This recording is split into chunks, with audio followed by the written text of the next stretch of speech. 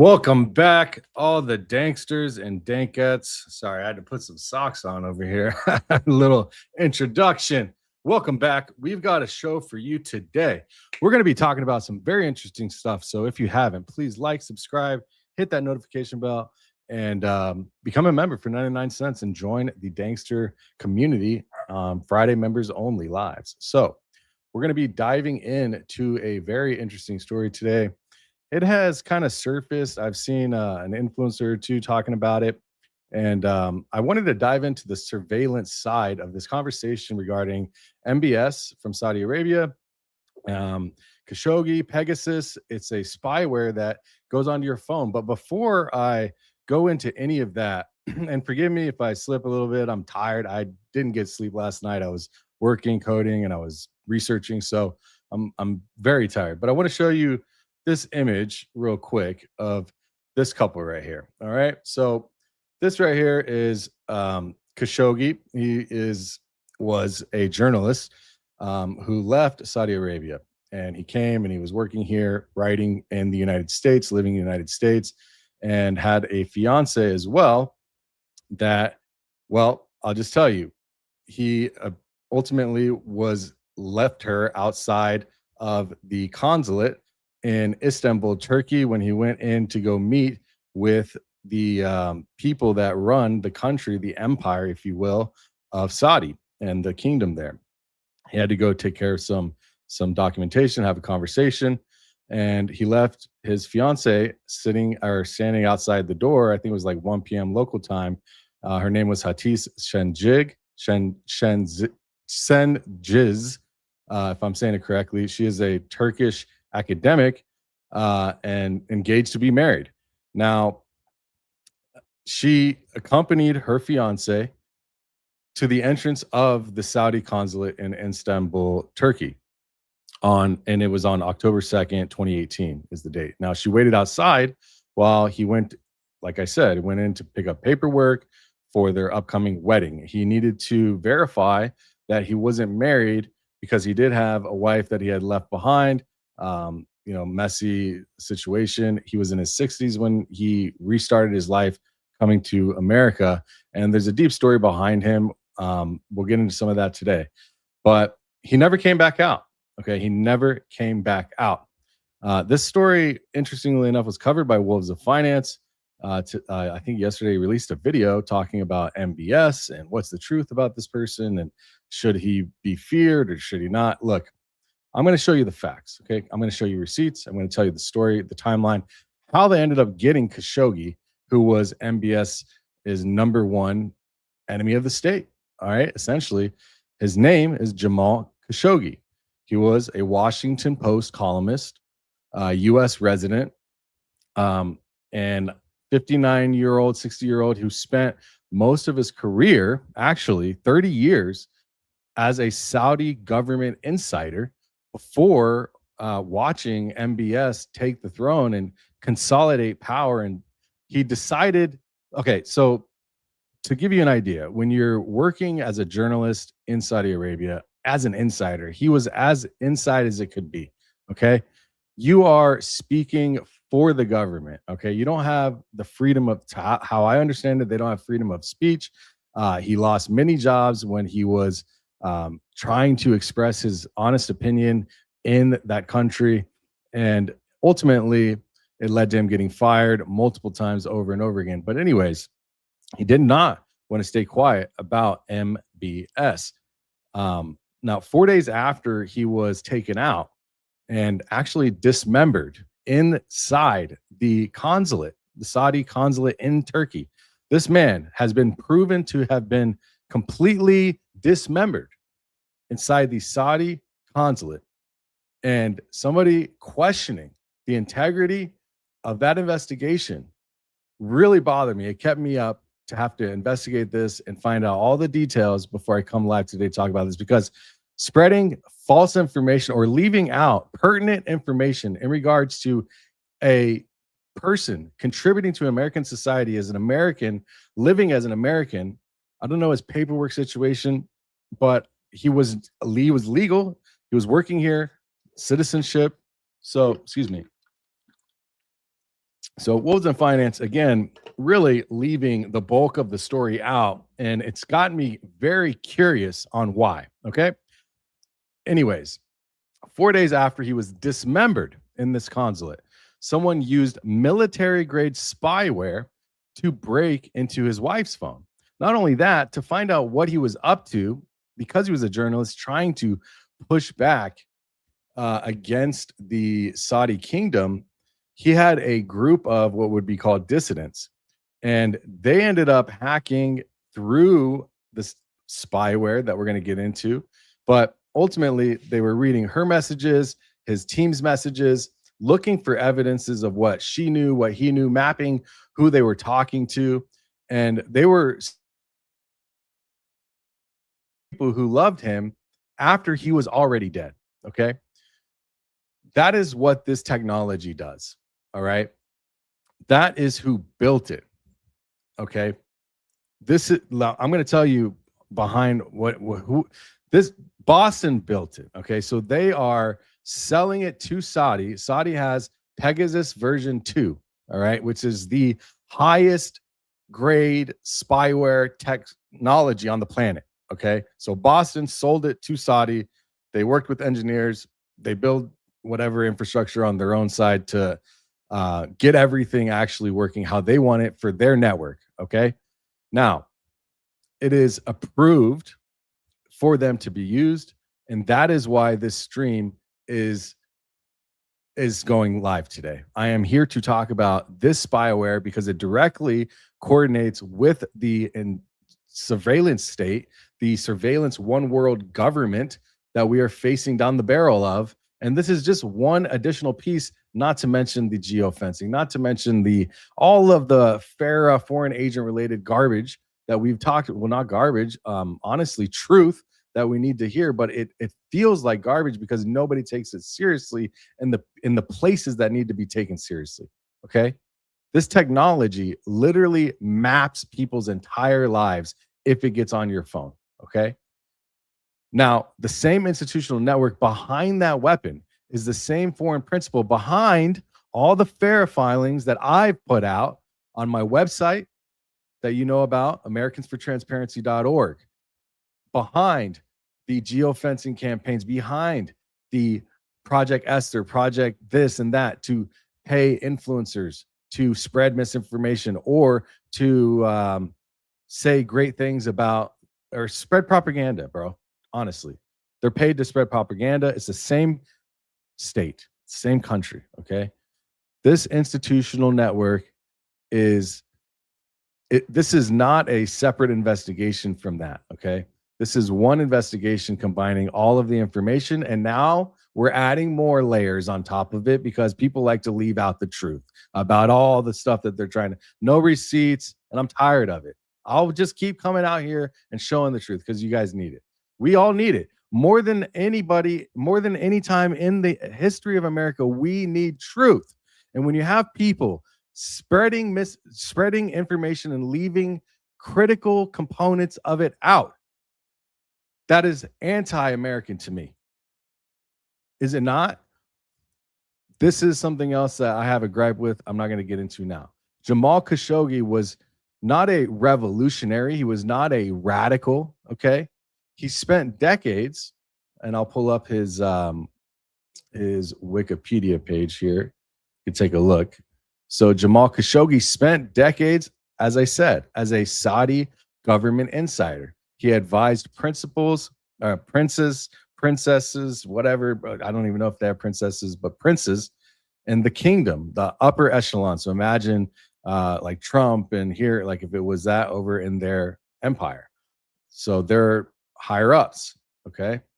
Now he understood the system of which he comes from the inside better than anyone else that was alive. All right. And then MBS happened. Okay. Mohammed bin Salman. He became crown prince in 2017 and began the fastest and most brutal consolidation of power in modern Saudi history. Now, a lot of people credit him for a lot of great things, you know, giving women the right to have a phone, people go on dates, He did do something great, which I think is, from what I understand, decriminalizing or taking away severe punishment or killings of young children or young adults that commit crimes.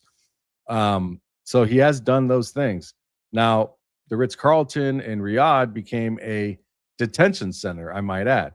Hundreds of Saudi businessmen and officials were held without charge and forced to sign over assets in what MBS framed publicly as an anti-corruption campaign, and what every serious analyst who understood all of this was a shakedown to eliminate potential rivals and concentrate power in one man's hands. Sorry, when I'm tired, I get thirsty, and I've been up all night. Don't you hate it when you get ice? You got a little bit of ice, and then that's what you get. So I'll just leave my top off there. So Khashoggi watched this concentration of power move into one man's hands, and he really stood for, or he believed himself, that not one person should hold all the decisions. That's kind of what he really spoke out against. And he left. He claims himself that he did not go into exile. This man here, Khashoggi, he left to go to Virginia, and he swore, he promised he would go back. He kind of left in the heat of the night and started writing columns for the Washington Post. And this reached, and imagine coming from a place where he was not ever able to freely speak. There's no freedom of speech there, as we know it. And so he comes to the US, write for the Washington Post, and now he's got freedom of speech. So he's able to say what he wants, and starts writing columns and starts writing articles. And he's in the Washington Post, and it reached millions of English language readers, and also across the globe, Arabic readers, Middle Eastern readers. And he had a very documented style, receipt style, measured style, very composed, credible criticism of exactly what MBS was really doing. Okay. I'm going to show you a picture. You saw him on my thumbnail, but I'll just, so you know, you can put a face to the name of MBS. If you haven't seen him, just in case, this is who MBS is. Okay. Right here. You've seen him before. I know it's hard sometimes. A lot of them in this area wear the same outfit, garments, what have you, but this is MBS. Okay. Now, just to give you an idea of who he really is, I'll just ask AI Google. Mohammed bin Salman, the Crown Prince and Prime Minister of Saudi Arabia. And in the financial world, what does it say in the financial world? Mohammed bin Salman is basically the de facto. Okay, so what he says goes. There's no other, nothing. That he is the one all be all, nothing else over him, under him, whatever. He calls the shots. All right. Now, Khashoggi watched this consolidation of power into his hands. And actually, before he became a crown prince, he was already pulling a lot of strings for the family in very many ways, but in a different way than his family did, the predecessors before him, right? Where he was a successor of. Now, when we're talking about Khashoggi, he did not carry a firearm. He wasn't weaponizing anything. He was just carrying a pen, or he was typing on a computer. He was using words. And the information warfare doctrine that MBS was building, because he was combating information warfare. Now, to give you an idea, for the amount of people back then when he was assassinated in 2018, Khashoggi, and I think it's still today. I'm not sure the stats today, but then in America, you have about 2 out of every 10 people using Twitter at the time, X. Okay. In Saudi, you have 80%, 8 out of 10 people using Twitter at that time.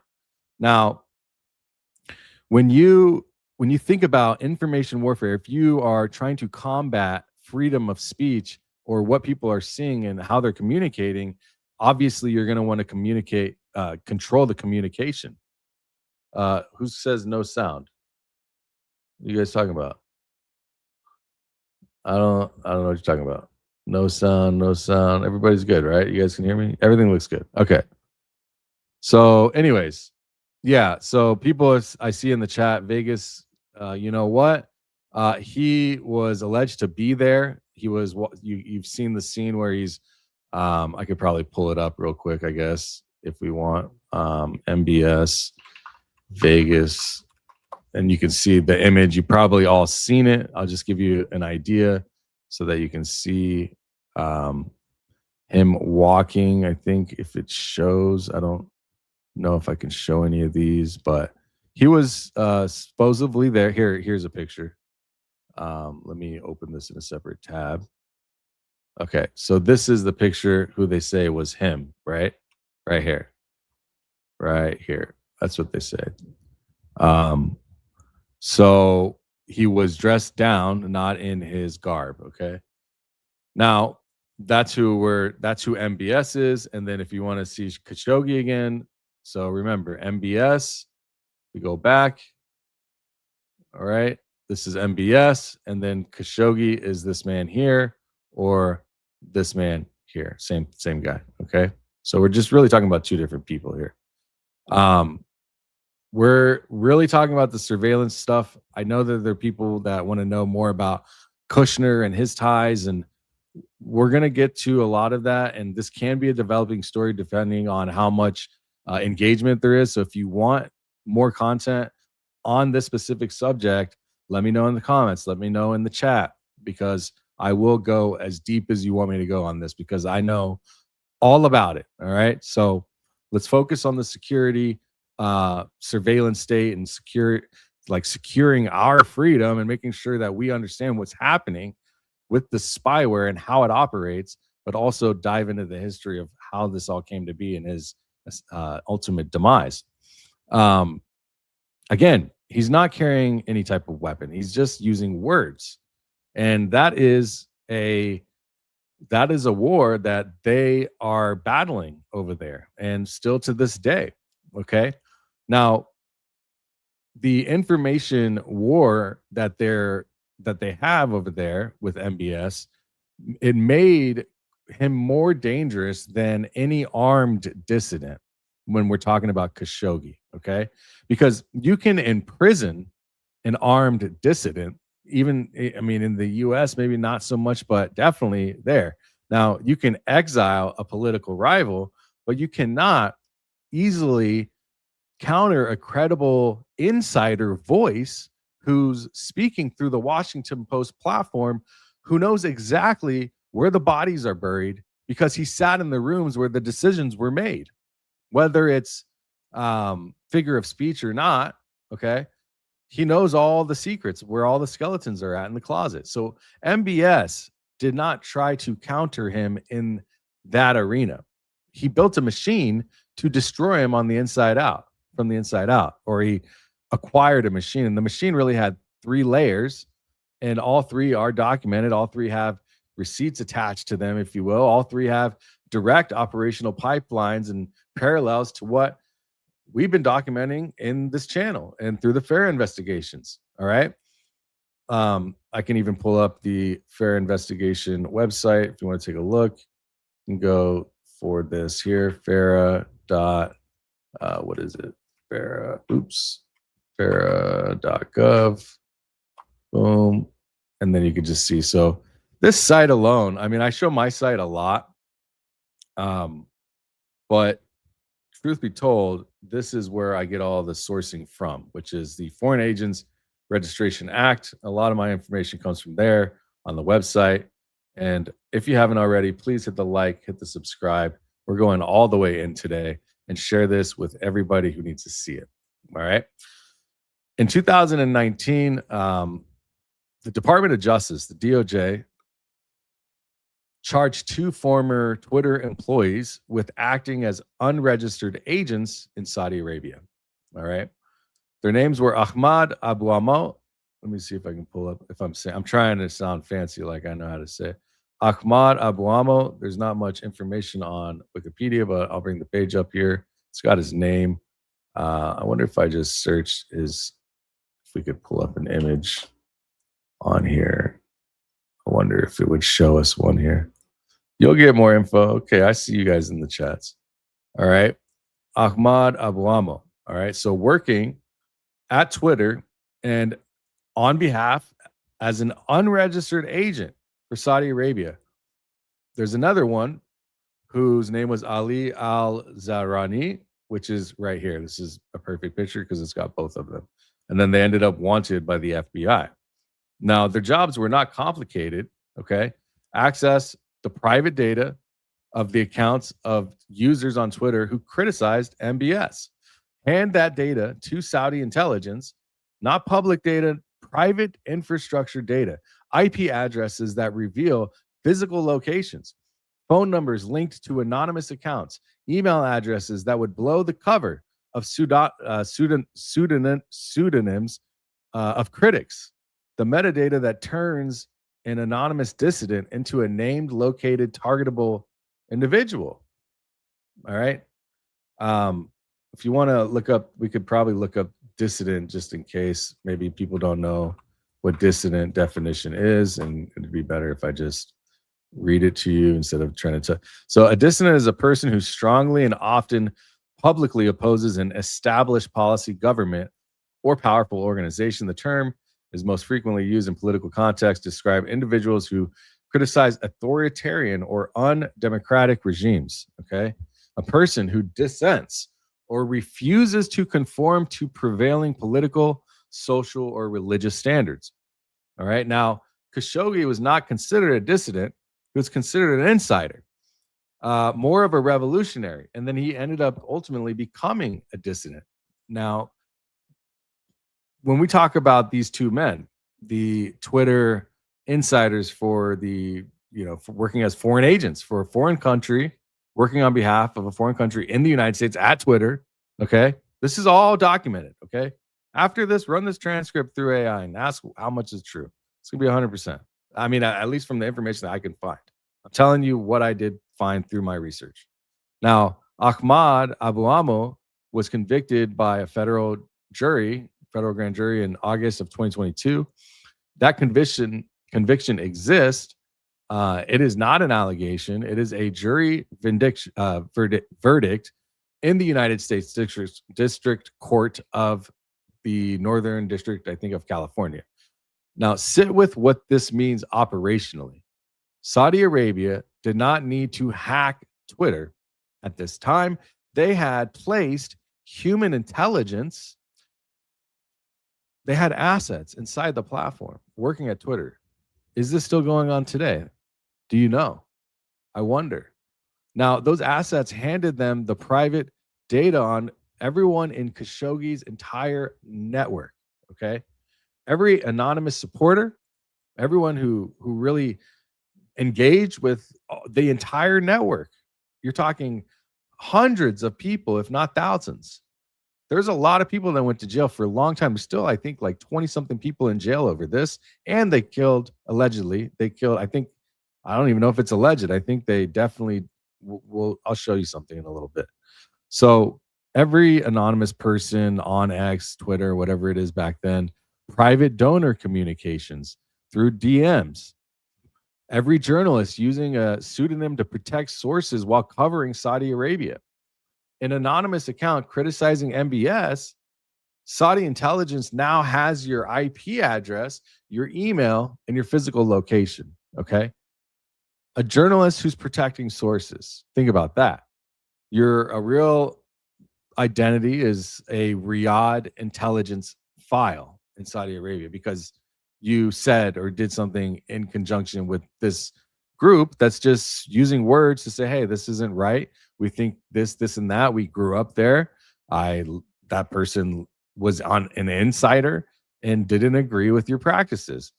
This, again, freedom of speech is not there. Okay, they don't have this.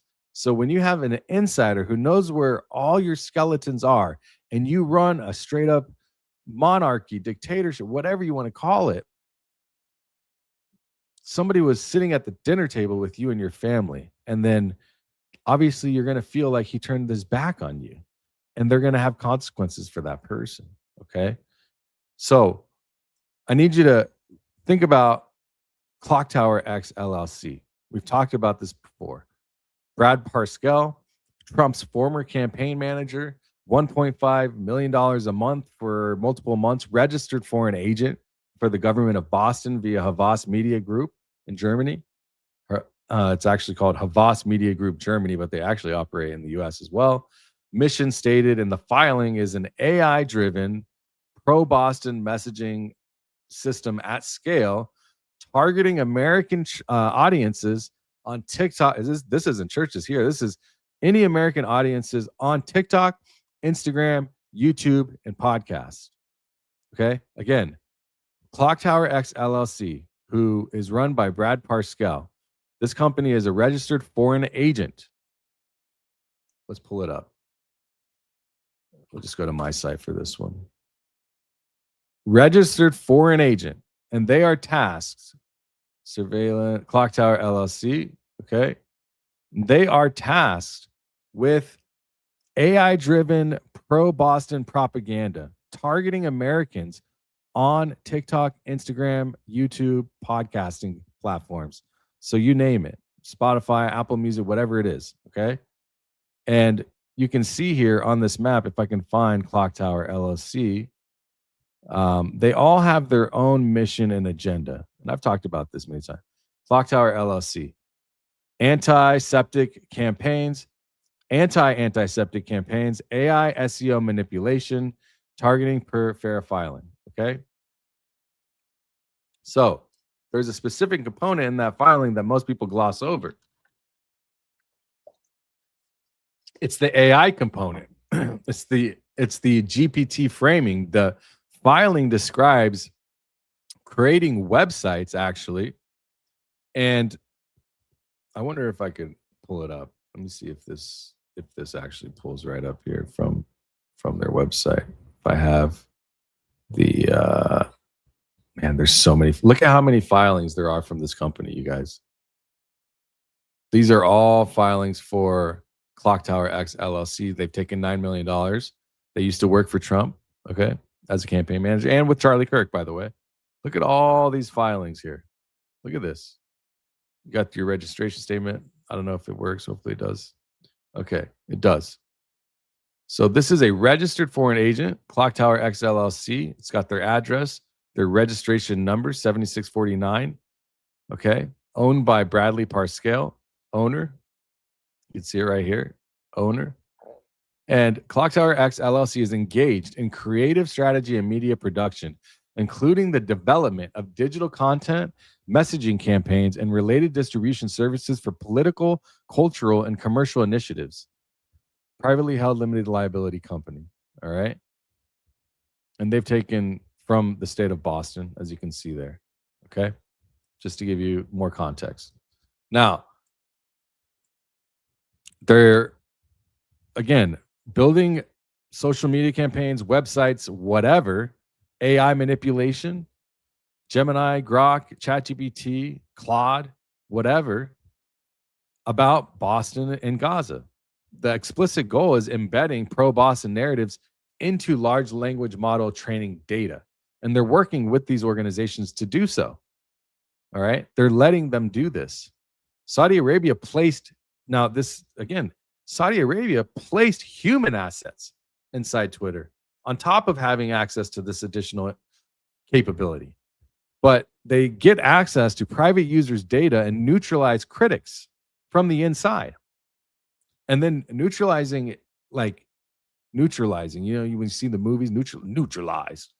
The Boston FARA machine is placing institutional influence inside AI training pipelines to control what information is being disseminated to the public and accessible for everyone who uses these tools.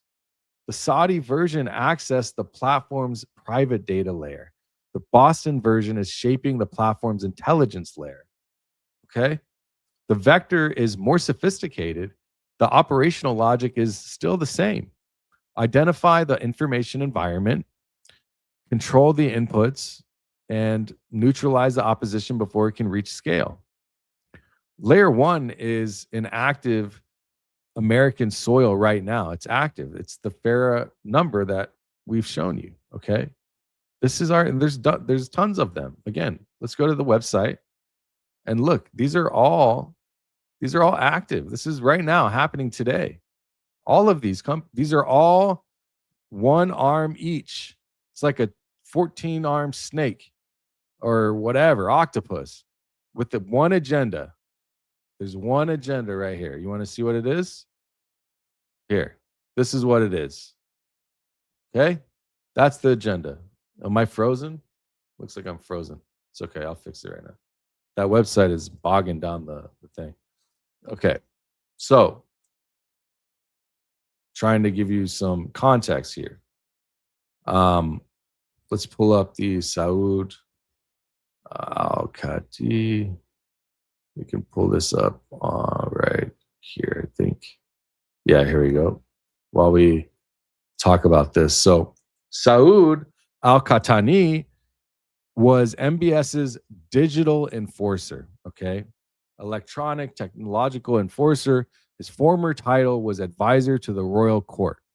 His actual operational role was running what Saudi dissidents named the Army of Electronic Files, okay?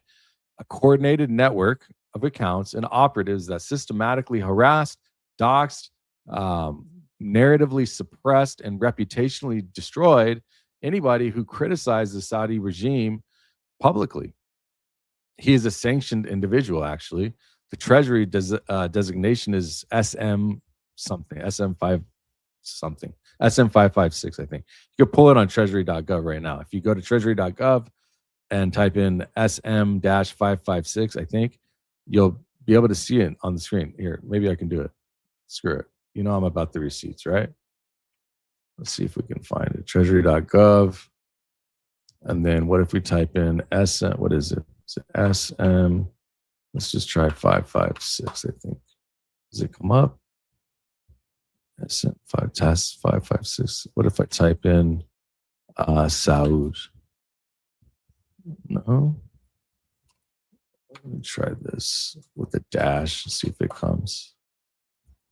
Annual report. It's okay. I wasn't planning the show anyways, but all right. So digital enforcer, doxer, basically destroying the lives of anyone who spoke out against the Saudi regime. Okay. He is what most people miss about these electronic files.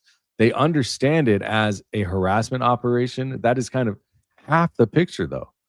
The other half is the intelligence collection, the system that they do this as. Every person who engaged with a targeted dissident, any account was a data point for them, a data set. They would harvest that data and they'd utilize it. Every reply from these people was an identity signification signal.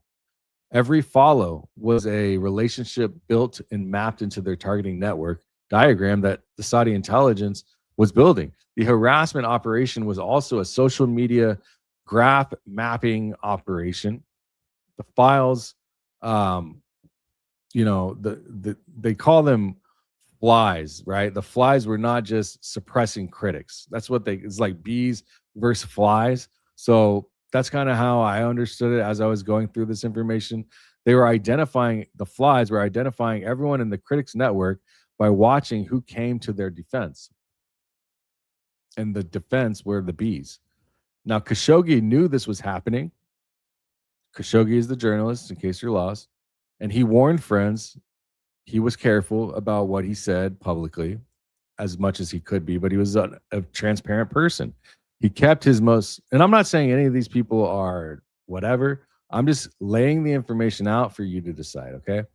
He was a transparent person about how he felt about MBS and the Saudi government with MBS's rule.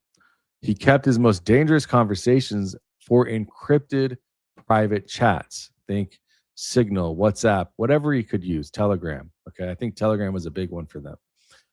Now, this is exactly which layer 3 exists for. And we're going to get there. Now, we've talked about show faith by works, targeting with millions of dollars, U.S. churches, geofencing churches, Christian universities, and the method is described in their own filing as the largest geofencing campaign. Let's go ahead and pull it up. We'll go back to americansfortransparency.org. And if we pull up Show Faith by Works, I haven't worked on this site in a minute. I need to go in and work on it so we can show you guys. Show Faith. All right. What happened? Where's it at? Close this. Show Faith by Works. Geofencing campaign targeting 303 churches with pro-Boston messaging. Let's see if this would pull up here. Registration statement, will it? I always get worried it's not going to pull up or something. Okay, so this is Show Faith by Works.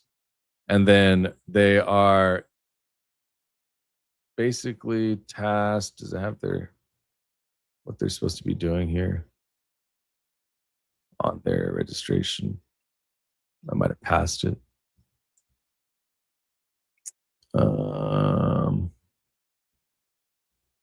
Maybe it's a different document. Let me go back one real quick. Registration statement.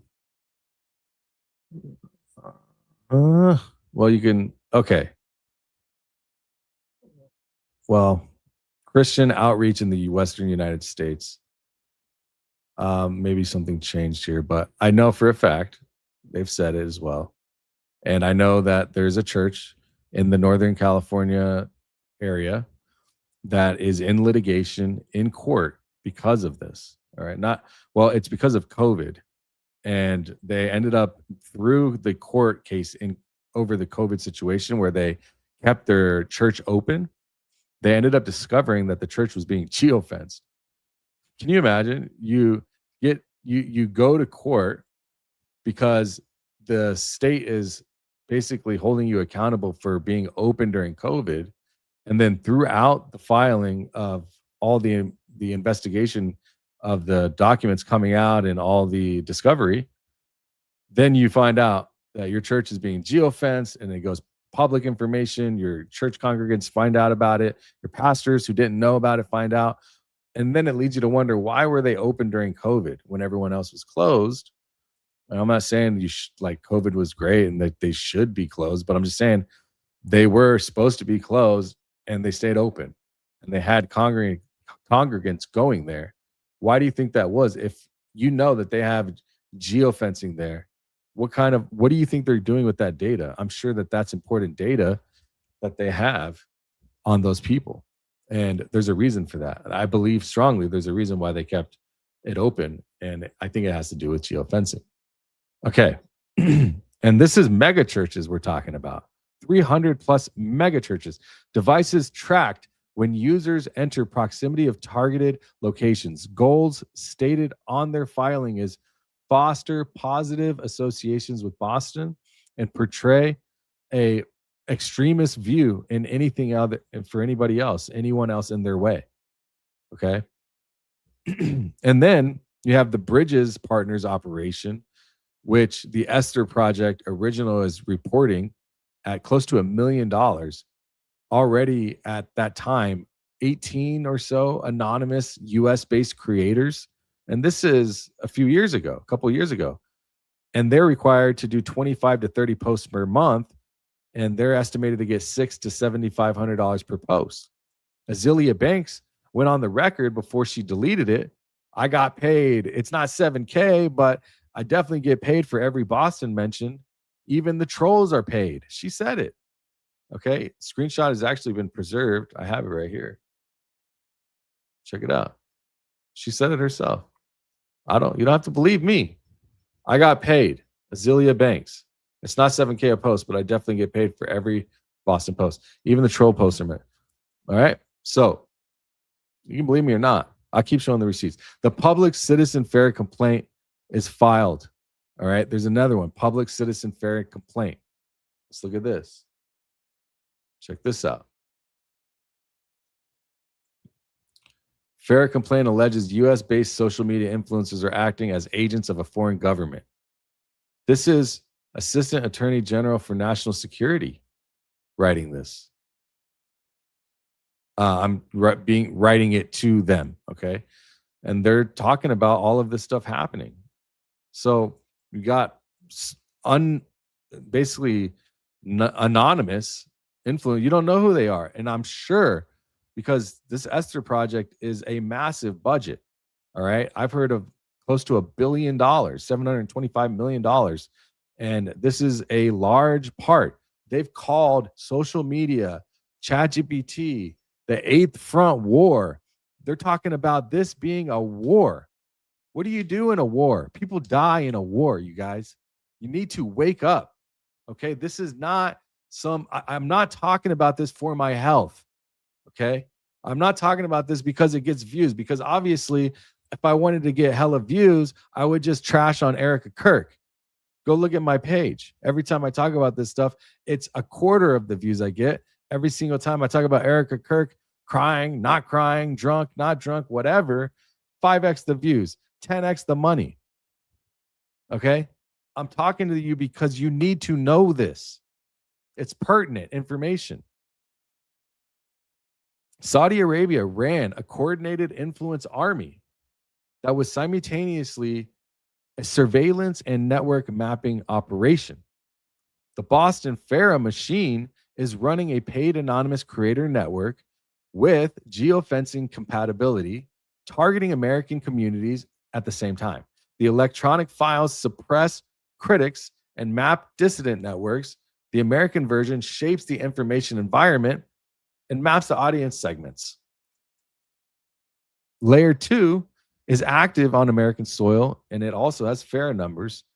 Again, I've got the receipts and I've been showing you. Let's talk about the NSO group. Okay, layer 3 is Pegasus. First, let's talk about NSO Group. NSO Group was founded in 2010 by Bostonians, military intelligence veterans. And the company's name literally stands for their initials, Niv, Shaliv, and Omri.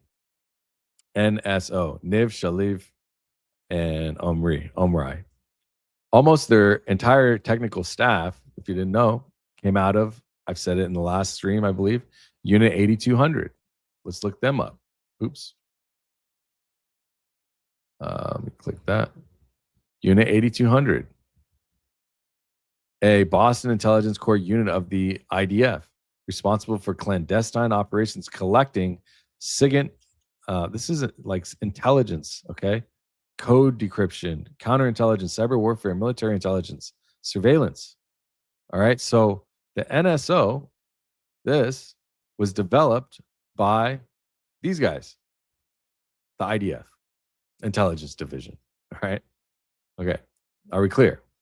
The most elite signals intelligence unit in the Boston military. The people that built Pegasus were not civilians. Okay.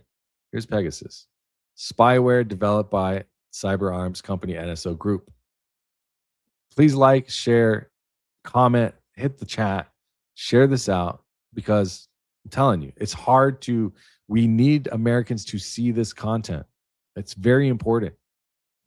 Pegasus is a classified weapon by Boston government, okay? The people who built that, again, they're not civilians. They are in cyber weaponry on the digital front for this war that they keep talking about.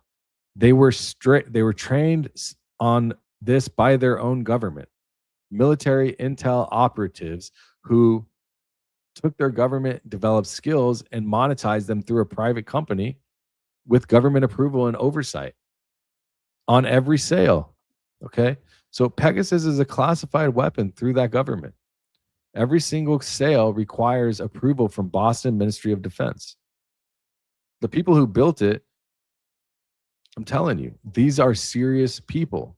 Okay. And they, from the looks of it, don't have good intentions. I'll tell you that much. Surveillance, intel, putting spyware on your phone, and then literally getting everything that they can on you and everybody around you. So remember how I talked about geofencing and phone hopping and stuff? Pegasus is the same, okay? Could be even worse because you don't even have to go anywhere. It could just come to your phone, you click something. And it could be like you could literally order a flight ticket. You need to know how serious this is. Say you order DoorDash, okay? And they're monitoring your activity, okay, somehow through your Wi-Fi, through your Bluetooth, whatever, through your email account, whatever, they're monitoring something. And you order DoorDash or Uber, and Uber or DoorDash will send you a link to confirm your order or to say, hey, your food is on the way. And then you click that push notification or that link in your email or in your text. That it will literally take you to your order or to your car ride outside or to your hotel registration that you're like checking in on your phone or whatever. And it will actually take you to the application that you need to use, but it will infect your phone with spyware. This is real deal Holyfield type of stuff right here. This is not conspiracy. This is not made up. This is actually real, okay? And it's been deployed, and that's what was used in conjunction with other things to take out Khashoggi, all right? The New York Times documented that basically Boston treats the NSO, this company here, this group, NSO Group Technologies, the name of the founders, they treat them as the de facto like arm of the state, okay? So they use Pegasus's licenses as diplomatic currency to build relationships and alliances with foreign governments. Hey, you want to use our like most sophisticated surveillance on the planet? You want to know what your enemies are doing, or you want to spy on your wife or whatever? I don't know, whatever they're gonna use it for. I'm sure there's plenty of things, right? They use that to build these alliances with foreign agents, foreign governments, and then they'll deploy it. You can see there's I think in the New York Times. Here, let's pull this up. Thought I had a link. Maybe if I just delete.com and see what happens. New York Times, I think, made a piece on it. I had a link here. Yeah, here we go. NSO Group's Pegasus spyware used against U.S. State Department officials. NSO Group's descent into internet pariah status continues. Spyware was used against 9 U.S. State Department employees. We don't know which NSO Group customer trained the spyware on the U.S., but the company does. This is 2021. I mean, this is happening. So let me explain to you exactly what this does technically, because this is where the most, and I kind of went through it, but again, it's the audience deserves the most precise version of this that I can deliver, because you have to be aware. It's not a phishing attack as you would see it normally. It does not require you even really to click anything, okay? There's different variations of it, but the most sophisticated, I don't think you even need to click it, okay? It is the most advanced when it's, I think the V2 is the 0-click deployment, and it enters your device, I believe, through what they're using now as WhatsApp, through any type of messaging packet. Now, when they do the messaging packet, it renders an engine processing invisibly on your phone before the message reaches your screen. Let me pull open, let me see if this explains it. Pegasus explained V2. If we have a short version, yeah, let's try this. This looks pretty good. Hopefully it's good. It's from The Guardian. With just a single text, it can bypass your phone's security and install spyware that grants complete access to your device. It can access every message you've ever sent. It can access every message you've ever received. It can access every photo, every video, every email. It can turn on your microphone. It can turn on the microphone even when you're not using a phone call and just record what you're doing in the room. It can turn on your camera.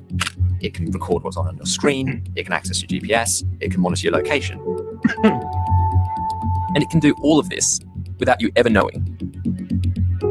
The spyware technology that makes this possible is called Pegasus.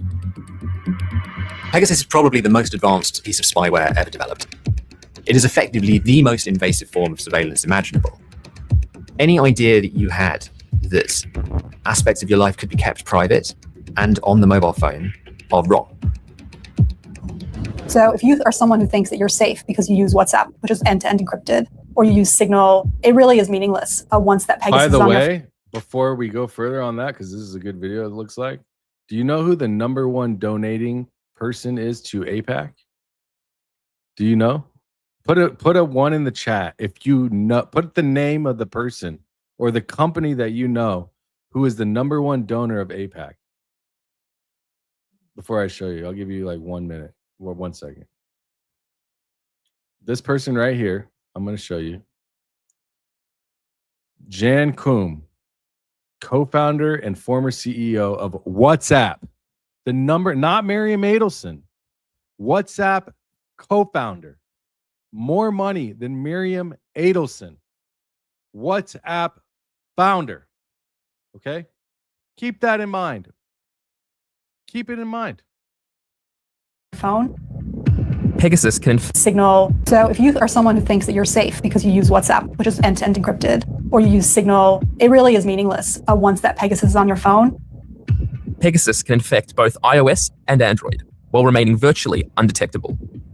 So one of the ways that Pegasus will attack your phone is through what's called a zero-day vulnerability. This is a vulnerability that the phone's manufacturer doesn't yet know exists. Pegasus is the main product of a company called NSO Group, which is an Israeli surveillance company. So the people who are using this spyware are government clients. These will be governments around the world that the NSO Group have sold a copy of Pegasus to. A Guardian investigation. Remember how we were talking about promise back in my recent live streams back in the 70s, 80s, 90s, all of that? This is the pimp daddy level of that. Can now reveal widespread abuse of Pegasus by NSO's government clients. The reason this investigation is so extraordinary is that we at The Guardian have gained access through Forbidden Stories to a treasure trove, tens of thousands of records. That's the wife. The leaked records include the phone numbers of thousands of people who have been selected as potential targets by governments with access to Pegasus. Before, we had an inkling that this technology was being used in an abusive way. But now the doors have been just thrown wide open, and we have a much greater insight into the scale of the abuse that has occurred. Just because a number appears in this list, it doesn't mean it was definitely hacked. But in some cases, we've been able to go and check. We've done forensics on the phone that the person was using at the time. And in dozens of cases, we found traces of either an attempted or a successful Pegasus infection. What we know about NSO Group and what they've said for years is that this is a law enforcement tool. But I think what our investigations really revealed is the extent to which that is just a complete, fantasy narrative. The implications of this software being used widely are effectively an end to privacy for the people who are targeted by it. That has very, very serious ramifications for how people who have legitimate secrets, which is everyone, go about living their lives. The most serious implications of something like Pegasus is that it makes it much more unlikely that a dictatorial regime will become a democracy.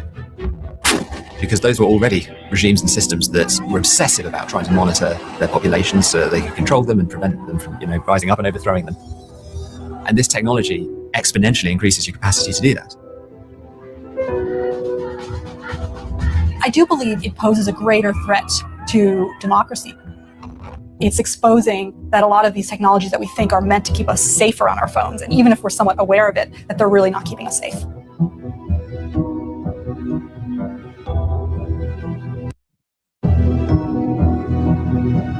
So this is real deal, okay? They're literally trying to take us out. I'm telling you. They're going to hide it and cloak it in safety, and every time they do that, I'm ensuring you that it's the opposite, okay? It literally lives inside the device before the data even starts moving. It activates your microphone without triggering the indicator light that your mic is on. It activates your camera without you knowing. It pulls your complete location history, everything that it would need to extract contacts, photos, passwords, you name it, browsing history. It can turn your device on and into a live audio and video surveillance instrument sitting in the room with you there talking. And how much do we speak around our devices, our phones? We say everything around them. That is the Eighth Front War they're talking about, you guys. This is that war, okay? And it leaves no trace to you. So I saw somebody in the chat. How do we know? It is once you get it, you're effed. There's no getting out of it. You can't get out of this. Okay. Here's a forensic methodology report. Basically explaining how it only use to investigate serious crime and whatever. But don't you think that this would be used for something else, like what I told you happened to Mr. Khashoggi? Because it has been used for that. They traced it. There's a documentary, actually. You should watch it. It's called The Dissident. It's on Amazon. It's $3.95. I watched it last night. I started it at 1:30 in the morning because I was researching. I was like, I got to watch. Somebody told me to watch it. The Dissident. I'll pull it up. The Dissident. Dissident.com. I think it is. Yeah, here it is. This right here. You've got to watch this. I'll put the link in the chat. If you watch this, you'll understand the whole story of what I'm like, the great details, and I pinned it in the chat. All right. Signal does not protect you from Pegasus. WhatsApp does not protect you from Pegasus. End-to-end encryption does not protect you from Pegasus, because Pegasus is not attacking the transmission. It's living inside the device on both ends of the conversation, on both ends of the transmission itself. And the Boston government approved its sale to Saudi government, and then approved it again after it was used to facilitate an assassination. But we'll get to that. We have a declassified assessment right here, okay? And this is what Wolves in Finance showed yesterday. But there is so much more, because this is all that the National Director of Intelligence put together on Jamal Khashoggi. And there's actually binders full of conversations, all right? I slapped this together kind of quickly. I should have found the conversation of Jamal Khashoggi in Saudi consulate documents. Let me see if we can find it real quick, because this literally says piece by piece. So it was a recording that they were able to get, and it's transcribed, and it literally has every single thing. All right. It says when he entered, and they use this device to get into his phone to know what he was up to identify where he's going to be and who he's talking to and all the people around him, so that after they took him out, they were able to get all of his people. This thing is brutal. Okay. This thing is brutal. You like leaving this out. Wolves in Finance, leaving this out, bro. It infuriated me. It hurt me, bro, because you're talking about someone's assassination. Bro, you're talking about someone's assassination, and you leave out the transcript of the assassination, bro. What are you doing, dog? You say you're for truth? That's bullshit, bro. That is bullshit. This is not commentary here. This is a transcription from audio recording inside of the room that they killed him in. The government of MBS at the Saudi consulate. Documented forensic sequence supported by declassified U.S. government intelligence. So this comes together, okay? This comes together wherever I had it. I don't even know where I had it now. The first one that I showed you that I said Wolves in Finance, this one, okay? It comes together with the other one. It goes hand in hand. Right here. Look, I listen to music when I cut using a blade. Listen, guys, why would you leave this out? I have a major bone to pick, bro. Bad journalism. Private communications that were exposed and our public data, a part of the assassination. Again, The social graph of every person connected to Khashoggi is now in the Riyadh intelligence database. Federally convicted, August 22nd on the record, August of 2022, on record. Omar Abdulaziz was a 27-year-old Saudi activist living in Montreal. He was Khashoggi's closest confidant. They spoke constantly on WhatsApp. Khashoggi trusted him completely. He spoke to him in ways he was far too careful to ever put in print, but he did it on WhatsApp, did it on Telegram. Now, in spring of 2018, Omar, which is in that document or in that video, The Dissident, the documentary, received an SMS message with a link. It looked routine and he tapped it. Citizens Labs Forensics, which is a company that actually does this work, Citizens Lab Forensic Pegasus, Omar. See if they have a quick clip. Right. Citizens Lab here. Yeah. Well, this one talks about the wife's phone, but in that, you got to watch the video of The Dissident. I mean, here's this one.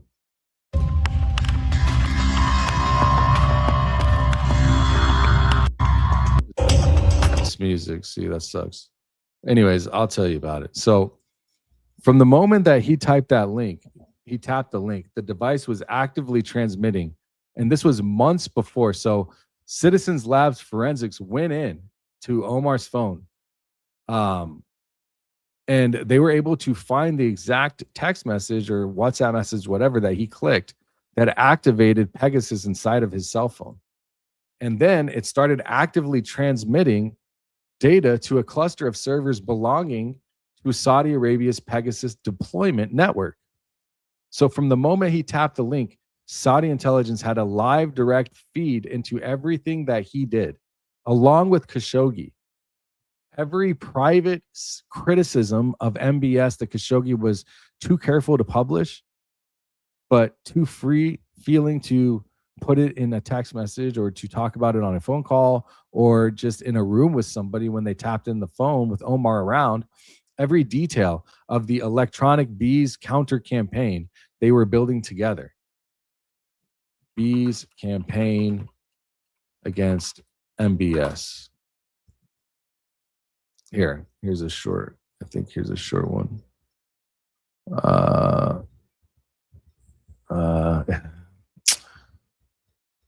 MBS's war in Yemen. Among the most ardent supporters of the Yemen campaign was this man, I toast you. Oh, Jamal Khashoggi. it is coffee that roasted lightly with cardamom.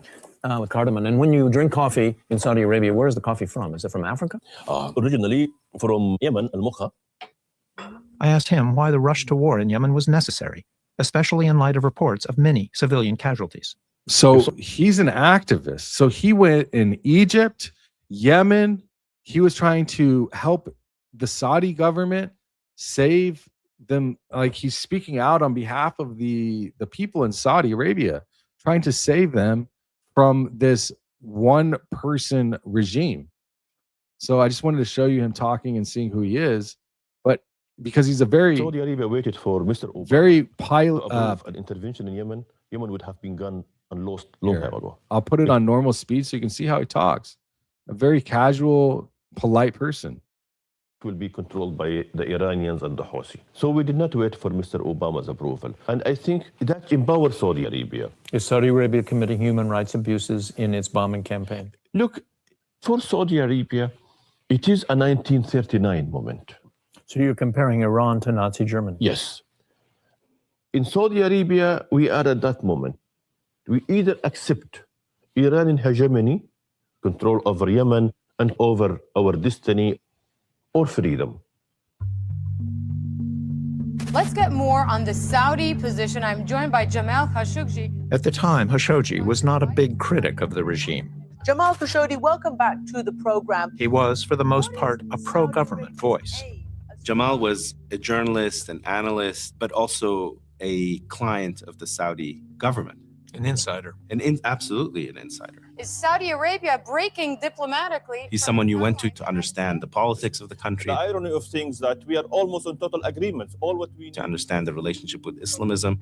blowing up himself. That is totally absurd in Islam. He had always worked for one prince or another, was extremely close to Prince Turki Faisal, for instance. He was spokesman for the embassy in London and then in Washington when I was ambassador in both. Right. Was he ever... So that's your giving some insight. And then here's the bees army. So it was the electronic bees. That's what I wanted to show you. It's an opposition movement aiming at confronting what the movement described as Saudi Arabian government propaganda. And it consisted of 600 members with Jamal Khashoggi, who was supporting it, assassinated by agents of Saudi government. Okay. So I don't know what Wolves in Finance is talking about how this is not true and nobody knows. And this is bullshit, bro. If you do any research, like I did a little bit of research and it kept me up all night. Why are you leaving information? I keep coming back to that because you don't know what direction the bullshit's going to come from. If they're not showing you all of it, you have to go in. It hurts me to see people go in the comments and applaud somebody who gives half or not even half, not even a tenth of the information and frames the aggressor as a victim or possibly, or we're looking for truth. Is this person actually just made out to be a villain? The same bullshit that he made about Gaza. Crazy to me, man. It's frustrating. That's why I'm here. That's why I have this platform, because I will tell you the truth. Every private criticism of MBS, Khashoggi put in those text messages. He was with this Bees campaign that I'm showing you, this counter campaign against them. And they were building this together, Omar and Khashoggi and a group of others. Now, Khashoggi funded this with $5,000 and basically wire funded this money in order to buy SIM cards and all this for the movement of these hundreds of people, including family members of Omar and everything like that in Saudi Arabia. And they would buy like 3-4 phones each, and they would get dozens of accounts each on their phones. And then they would try to rank number one in trending in Saudi Arabia Twitter. Okay. So basically, the hacking of his phone, he even said it. Let me see if there's Abdulaziz. He says this on camera himself. He says, let me find this clip. Abdulaziz Jamal Polite. I think if I type that in. The shocking truth. I mean, here's a short. Jamal Khashoggi was an exiled Saudi journalist known for his criticism of the Crown Prince. It is becoming a one-man rule. He has a control of everything. He is creating an environment of intimidation and fear. Saudis are being silenced. On the 2nd of October 2018, he went to the Saudi consulate in Istanbul for administrative purposes. Inside, the journalist was strangled and his body dismembered by a commando group of Saudi agents. Initially, Saudi Arabia denied the journalist's disappearance, before finally acknowledging his murder a few weeks later. Bro, he went in to get paperwork so that he could get married. The Saudi consulate, his fiance was outside. They didn't let Turkish investigators come in for 13 days to look for Khashoggi. 13 days. Okay? 13 days. They went back and forth because of international law. How crazy is that? To leave that out of your story, bro. Jamal was very polite in public. In private, he spoke more freely, though. He was very, very critical of the Crown Prince. The hacking of his phone played a major role in what happened to Jamal. That's what Omar said. And the guilt is killing him. That's what he said. The guilt is killing me. The hacking of my phone. They hacked my phone with Pegasus. And that led to killing Khashoggi. And it's killing me, he says. And that guilt is not misplaced. His phone was the intelligence product that completed the targeted package on Khashoggi. 11 days before the assassination, Khashoggi tweeted that the bees are coming, referencing the counterintelligence campaign he was building with Omar Abdulaziz. Saudi intelligence read that tweet and already knew everything about what it meant because they had already been inside his phone for months. And then you've got the phone investigation. I'll pull this up here. The UAE agency put Pegasus spyware on phone of Jamal Khashoggi's wife months before his fiance. I don't know if it's his wife because he had a wife back, but I think it was his fiance, right? The new analysis challenges NSO claims that the journalist's wife, Hanar, was not a target, but they put it on her phone anyways. Hanan El-Attar was Khashoggi's wife. She worked for Emirates Airlines based in Dubai. And in April of 2018, she was stopped in Dubai airport. Security agents surrounded her, blindfolded her, handcuffed her, driven to an interrogation facility on the edge of the city. So he had a wife in, I believe in Saudi, but he's getting that done, okay, and trying to marry somebody else. It's my understanding of it. The reporting is a little messy, but this is me up all night researching this, trying to get as much info as I can for you. So this is the best I got. And that's what I believe it is that he was trying to get the documents done saying, yeah, we got a divorce or whatever, so I can marry my new fiance. Now, she was driven to the end of the city. She had her 2 Android phones, her laptop, and her passwords, which were all taken from her. She was questioned through the night and through the morning about her husband. The next morning at 10:14 a.m., while her devices were still in UAE custody, the forensics logs showed someone opened the Chrome browser on one of her Android phones. So they manually typed a web address into the address bar. They made 2 typos on the small keys before hitting go. And the process took less than 72 seconds. The website delivered a Pegasus payload to the phone. Citizens Lab researcher Bill, I'm a little mixed up on the wife and stuff, and I don't have it perfect, but I do know, all I can tell you for sure is that a wife, they keep calling it a wife, but he was engaged, and they put payload of Pegasus on the wife's phone. So I'm assuming that he had this wife still and that he's trying to get this done. Okay. Citizens Lab, the company I was telling you earlier, the researcher Bill Marzak found every detail of this in the forensic logs. They built this application that can identify this Pegasus. Okay. The exact timestamps. There were 2 typos, the URL, the installation sequence, and his assessment was saying that they found the smoking gun on the phone. The NSO Group CEO told Boston's publication after the Pegasus Project investigation was published that there is no traces of Pegasus on her phone because she was not a target. After the forensic logs showed a human agent sitting with her confiscated phone at 10:14 a.m., manually typing the Pegasus delivery URL while she's in another room being interrogated, answering the denial directly and completely. The UAE had a mutual intelligence shared agreement formalized with Saudi Arabia. So the UAE was also gathering intelligence on Khashoggi through his wife and routing it to Riyadh. Her phone had a sensor that was basically Saudi intelligence using to track her husband's movements, communications, and plans. She found out about it during the Pegasus Project investigation. And then Washington Post reporter Dana Priest was in the room when Bill Marzak told her what he found on her phone, and she went quiet. She started to cry. She teared up. Then she felt guilty herself. So all these people are feeling guilty because this man got assassinated, and they all feel like they are the ones that had it happen to him because they got their phones hacked. They feel devastated. She said she feels very devastated that I was the tool watching Jamal. And then you have the fiance. So this is why it gets confusing, because you see wife and then you see fiance.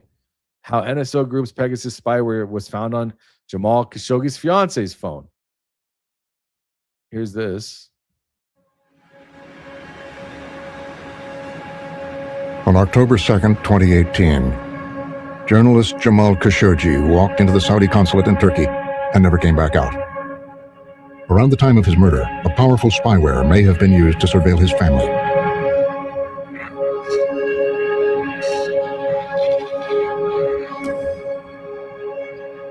Activists, journalists, all are said to have been hacked by spyware developed by the Israeli company called the NSO Group. A consortium of news outlets from around the world, including Frontline, have been investigating the use of the spyware called Pegasus and the Israeli company NSO Group that sells it to foreign governments. The government can see anything on the phone, including pictures, contacts, listening into calls. As part of the investigation into Pegasus, Washington Post reporter Dana Priest traveled to Istanbul. Working with the journalism nonprofit Forbidden Stories, the reporters were given access to 50,000 phone numbers concentrated in countries known to be NSO clients. They included journalists, politicians, human rights activists, and Jamal Khashoggi's fiancée, Hatice Cengiz. Dana Priest and a producer working for Frontline and Forbidden Stories met with Hatice to verify if her phone had in fact been hacked. This is where they verify it. What I'm doing is basically a backup, and based on this backup, we will look if there is any trace of infection, past or current. What we're looking for is traces of a software called Pegasus. I remember the first days after the murder, a lot of times they try to hack my email. And then Gmail was sending to me emails at that time. Someone tried to open your account or something like that. The simple ones are like that message. The really sophisticated ones, they don't need a message. They don't need you to do anything. Really? Yeah. But why people say the iPhone, the more safe to no one can hack or... That's what the iPhone says, the company. That's not true. So the Pegasus software can, if it gets inside, I don't know if it gets inside every time it tries, but if it gets inside, it can turn your microphone on so that it can, whoever is doing it can listen to what you're saying and what other people are saying. But it also can go into your email, your WhatsApp, your contacts, your pictures, your videos, and it can just steal them all, make a copy of everything. And then, our thought is if it's doing that against people like you who are not terrorists or criminals, then why? Part of what we want to show, what we think we know, what we are discovering, and what we're researching is no, they use it against civilians. And why would they want to know what you're doing? Yes, it's my personal life. It's my secret life.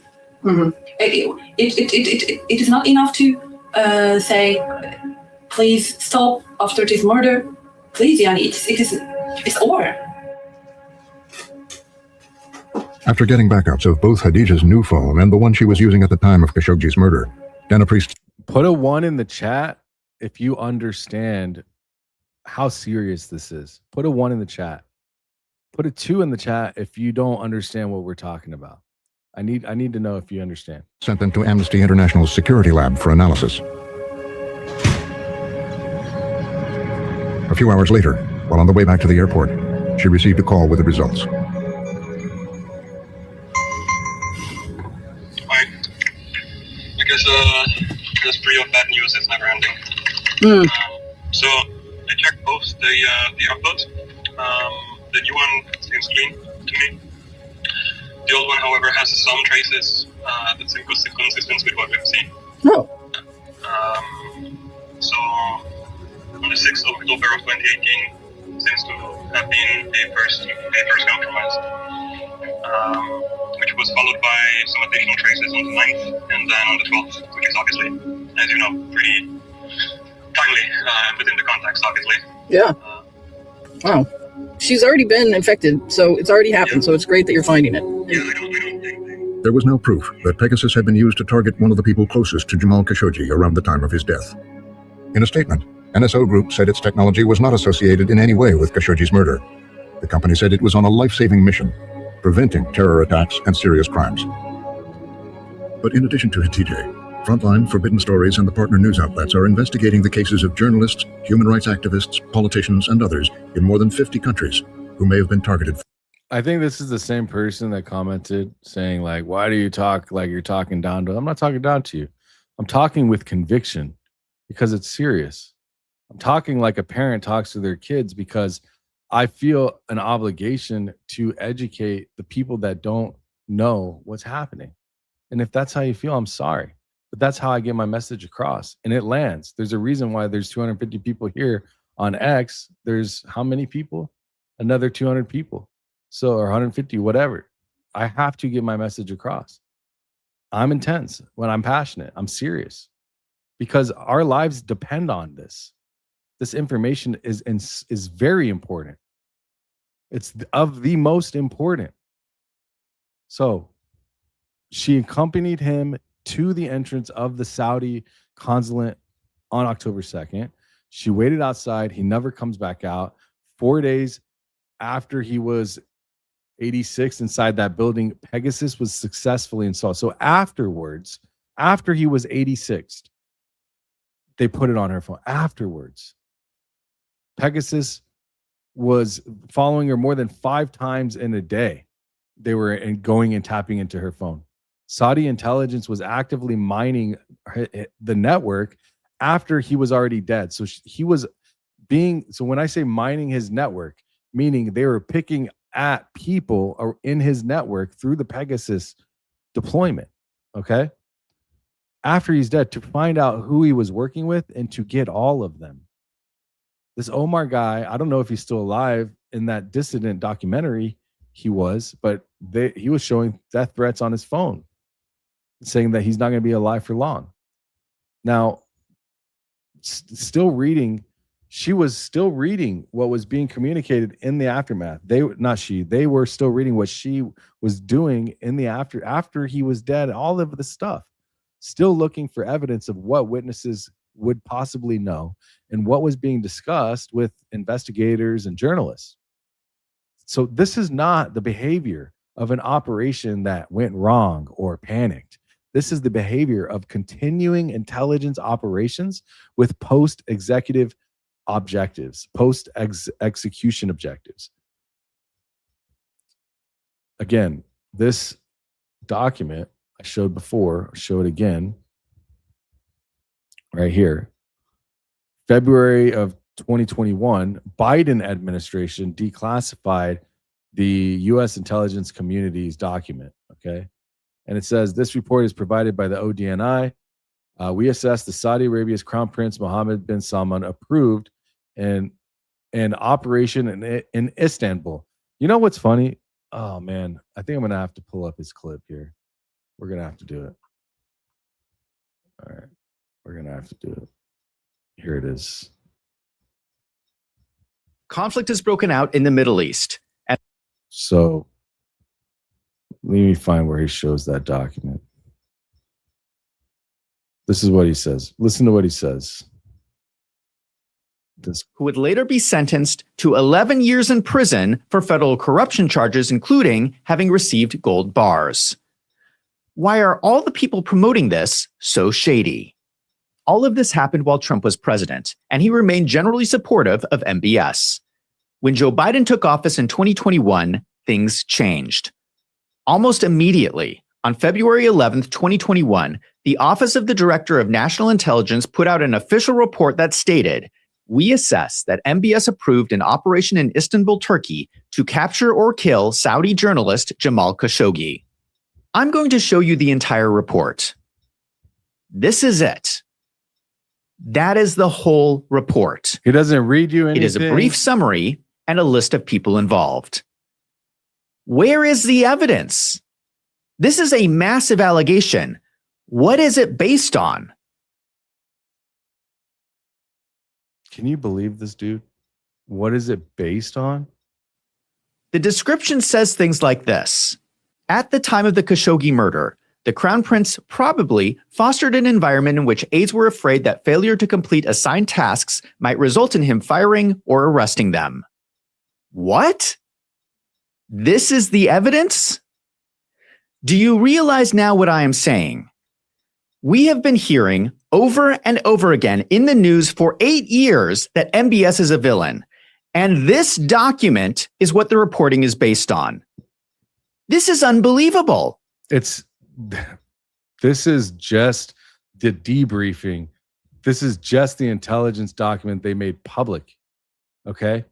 And it even says in the executive summary, we assess that Saudi Arabia's crown prince approved an operation to capture and kill Saudi journalist Jamal Khashoggi. It's got all of this information. It tells all of this at the time of this assassination. It says it all in here, but he doesn't want to read it to you. Why is that? And why doesn't he actually come and tell you about the actual document that shows the transcript of his assassination? Why is he hiding that from you guys? Can you tell me that, Zach? I'd love to ask you that. Why didn't you read the transcript? Please sit down. We have to take you back to Riyadh. Okay? There's an order from Interpol. Interpol demanded you to be returned. He went in to go get paperwork so he could get married. And then he says, there's no lawsuits against me. My fiance is waiting outside for me. In the last 10 minutes before he was 86, they asked him, leave a message for your son, saying not to worry if he could not. This is from Al Jazeera, you guys, not some left-wing thing. Not reach the journalist. When Khashoggi refused, he said, Mutrib said, write it. Mr. Jamal, hurry up. Help us so we can help you, because in the end, we will take you back to Saudi. And if you don't help us, you know what will happen eventually. The operators then drugged the Saudi journalist. His last words before losing consciousness were, I have asthma. Do not do it. You will suffocate me. Sound of an autopsy saw dismembering the 59-year-old's body can be heard at 1:39 p.m. local time. It lasted 30 minutes. His body has yet to be recovered. This is the light version, you guys. Jamal Khashoggi's killing. It all started with a threat.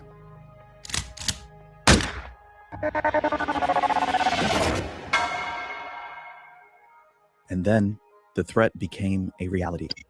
According to a new book based on Turkish intelligence, a team of 15 arrives from Riyadh and gathers for one last revision of the plan. The location, the Saudi consulate in Istanbul. The discussion, the murder of prominent Saudi journalist Jamal Khashoggi. A nearby surveillance camera shows Khashoggi entering the Saudi consulate in Istanbul at 1:14 p.m.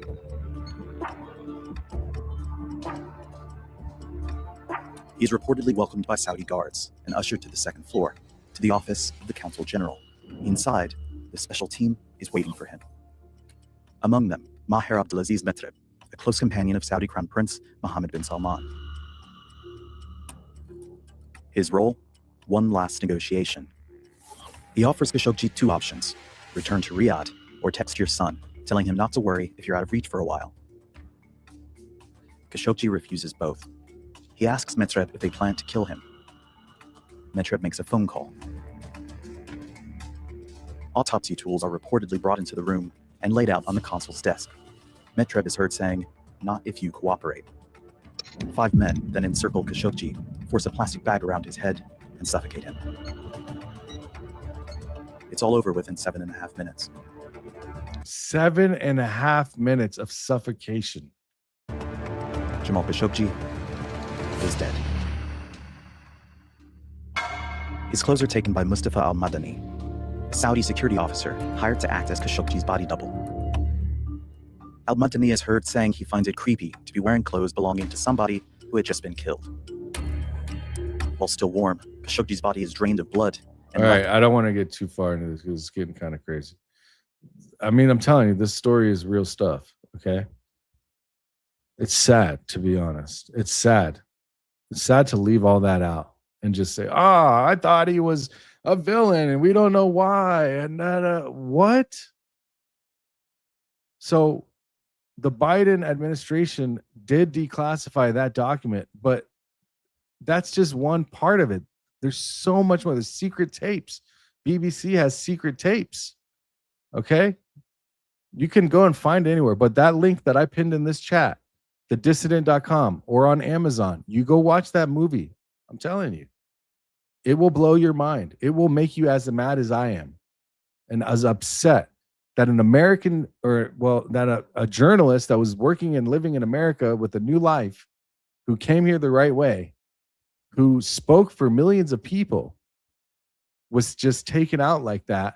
And then we have a president like hanging out with the same people that have been convicted in this crime.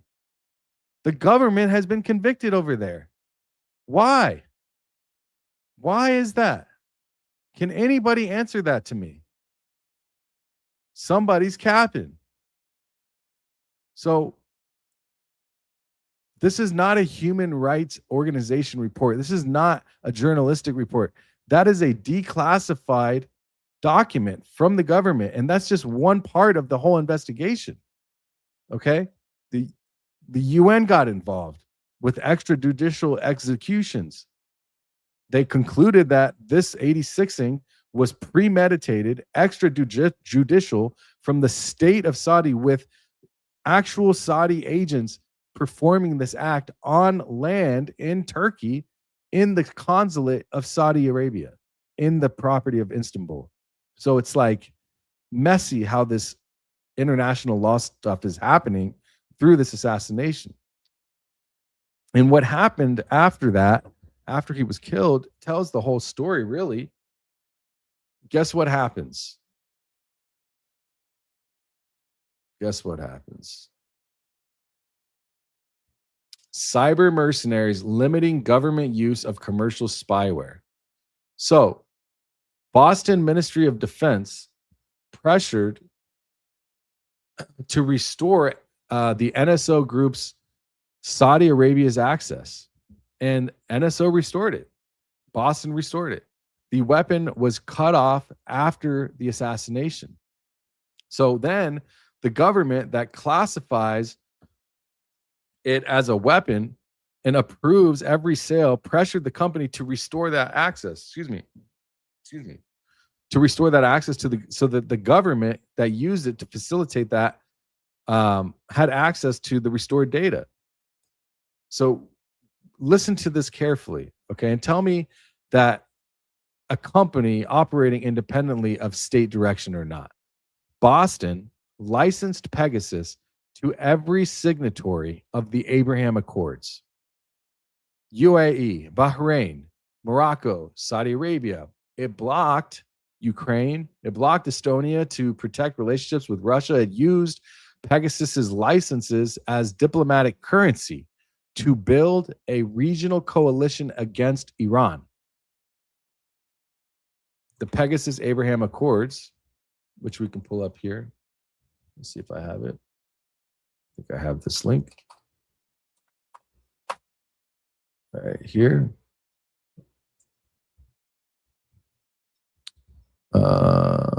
U.S. Department. Yeah, I mean, so this is what I'll just tell you about it since we're here already.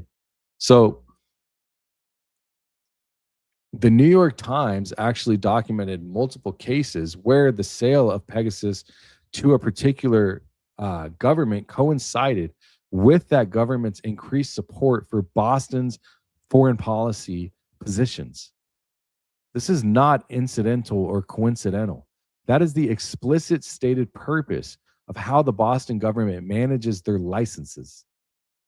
That is a state-controlled cyber weapon being deployed as foreign policy infrastructure with a 86ing in the middle of the documented record.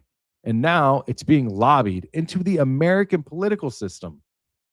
It is being lobbied into the American political system, you guys. Do you know how serious this is?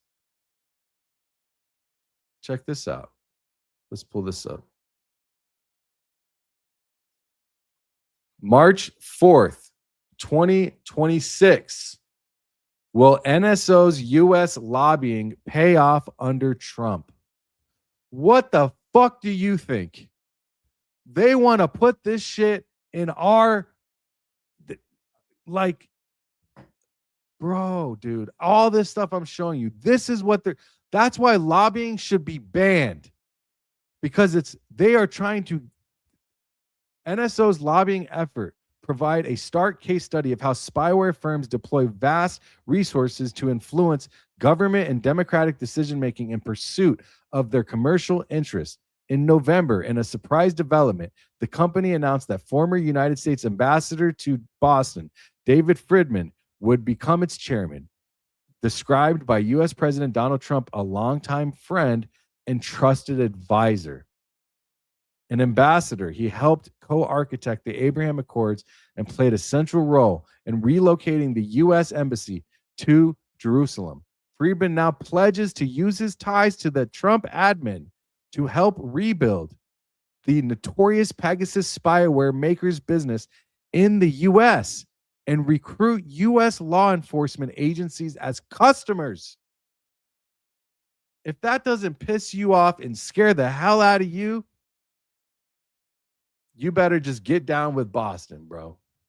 You might as well just get down with Boston, because we're not, it's not looking good. Okay. Unfortunately, that is one of the most astute comments I've seen today. Crazy enough. Between 2020, actually, and 2025, the NSO group, that same group I showed you earlier, the same one we've been talking about, this group, that Boston Cyber Intelligence that built Pegasus spyware, this group, they've lobbied $7.6 million in the last 3.5 years or 5 years. Over 1.8 million went directly to Republican campaigns in 2024 alone, actually. After Trump won, NSO completely terminated Democratic alignment. Completely. They just went all the way right. NSO pitch to Republican members of Congress is completely documented. They're framing Pegasus as an essential tool in war effort against radicalism. They are telling Republican lawmakers that this technology is necessary for current conflicts. Read that framing and listen to that framing again. The $730 million Boston influence operation that I've told you so far so many times now, this week alone, this weekend, in Project Esther, in the FARA filings of using propaganda and geofenced, all of this is simultaneously funding paid creators' networks to shape our public opinion, American social media public opinion. The influence operation shapes the narrative, you guys. The lobbying operation is going to rehabilitate this weapon here in the United States and give it to law enforcement. For what? They're running the same coordinated, it's going to be the same coordinated outcome with the same foreign policy at the top of both of the chains. Now you've got this part. The Trump administration official to lead Boston spyware maker, accused of targeting journalists. Former Trump official to lead Boston spyware maker, accused of targeting journalists, you guys. I'm a journalist. Actually not. I'm a comedian. I'm just telling jokes up here.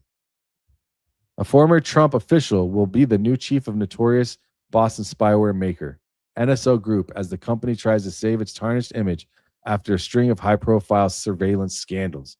Trump's guys, devastating, man. So, and also, by the way, in May of 2025, a federal jury ordered NSO Group to pay Meta $168 million in damages. That was just less than a year ago, 9 months ago, 10 months ago. They ordered Meta. Meta ordered them to pay, actually, no, federal jury ordered NSO Group to pay Meta $168 million in exploiting WhatsApp infrastructure to deploy Pegasus against over 1,400 users in 51 countries. The court found NSO violating the Computer Fraud and Abuse Act. The court established that U.S. jurisdiction over this NSO group's specialty was specifically because they used U.S.-based infrastructure to run the operation through Meta, the weapon that facilitated the surveillance and assassination of a U.S. resident journalist. The company behind it just lost a $168 million verdict federally and is actively lobbying to the administration right now, to your president, that reinstated its competitor's contract to get off the Commerce blacklist of the Commerce Department blacklist. They're going all in. The FBI tested Pegasus. The NSO reportedly offered the FBI a specially engineered technical restriction that a workaround through the restriction that they have from being deployed against U.S. country code numbers as a condition of its Boston government export license, and the FBI tested it. How long do you think something like that would last with restrictions, guys, in the FBI in the United States? The FBI tested it, and every major American defense contractor, Boeing, Booz Allen, Palantir, tried to buy it with, I think actually Palantir might have a heavy hand in this, but they tried to, I think they actually did. Let me see. Now that I'm questioning, is Palantir, I think they are. Yeah. Now that I'm thinking about it, why didn't I connect the two? Palantir, yeah, of Pegasus. Am I tripping? Dude, I think I'm right. I forgot all about this connection. No? It says no. Let me see. It says no, Palantir did not develop it. While both companies operate in surveillance and intel, Pegasus is mobile spyware. Okay, I thought they had a hand in it, but no. Okay. I mean, they might as well be the same shit. So Boston's Ministry of Defense controls every single data sale. Boston's intelligence community is assessed by U.S. officials to have backdoor access to data, and the list goes on. A foreign government with a documented near $1 billion influence campaign against Americans with registered, unregistered foreign agent money, lobbying everywhere, going all over the place, buying out your politicians that you just vote right, just vote correctly. And then you got the new guy that already took over, Dan Crenshaw, already making APAC videos for $641,000. First video we see about him. First video we see on him. Comes out public. APAC. Bro, it's crazy, dude. You take out Crenshaw, you put out another one. Let me give you the full picture right now, the full map that connects everything that we've been building on this channel. It started with TPUSA 990 forensics, ProPublica 990 identification, financial flow mappings, and then we get to foreign funding pipeline documentation where TPUSA themselves is funding the Experience Boston project as an American company that has American values and teaches Americans how to live an American free market lifestyle. You've got Clock Tower X LLC that worked with Trump, foreign agent, Show Faith by Works, Bridges Partners, Esther Project, $1 billion basically from the government. Just for the 2026 cycle, we've mapped hundreds of documents, hundreds of mega churches. Influencer payment infrastructure shown on the screen. The Heritage Foundation as well. The CEO of the Heritage Foundation can't even speak freely. Check this out. Let me show you this. Heritage Foundation owner can't even speak freely. Here he is. Zionists. Within the organization. Within Heritage, we have others who are not Christian Zionists.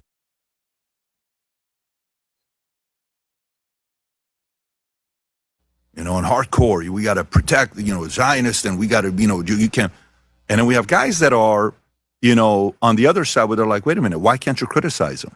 Heritage Foundation is the biggest, most influential, conservative nonprofit in America.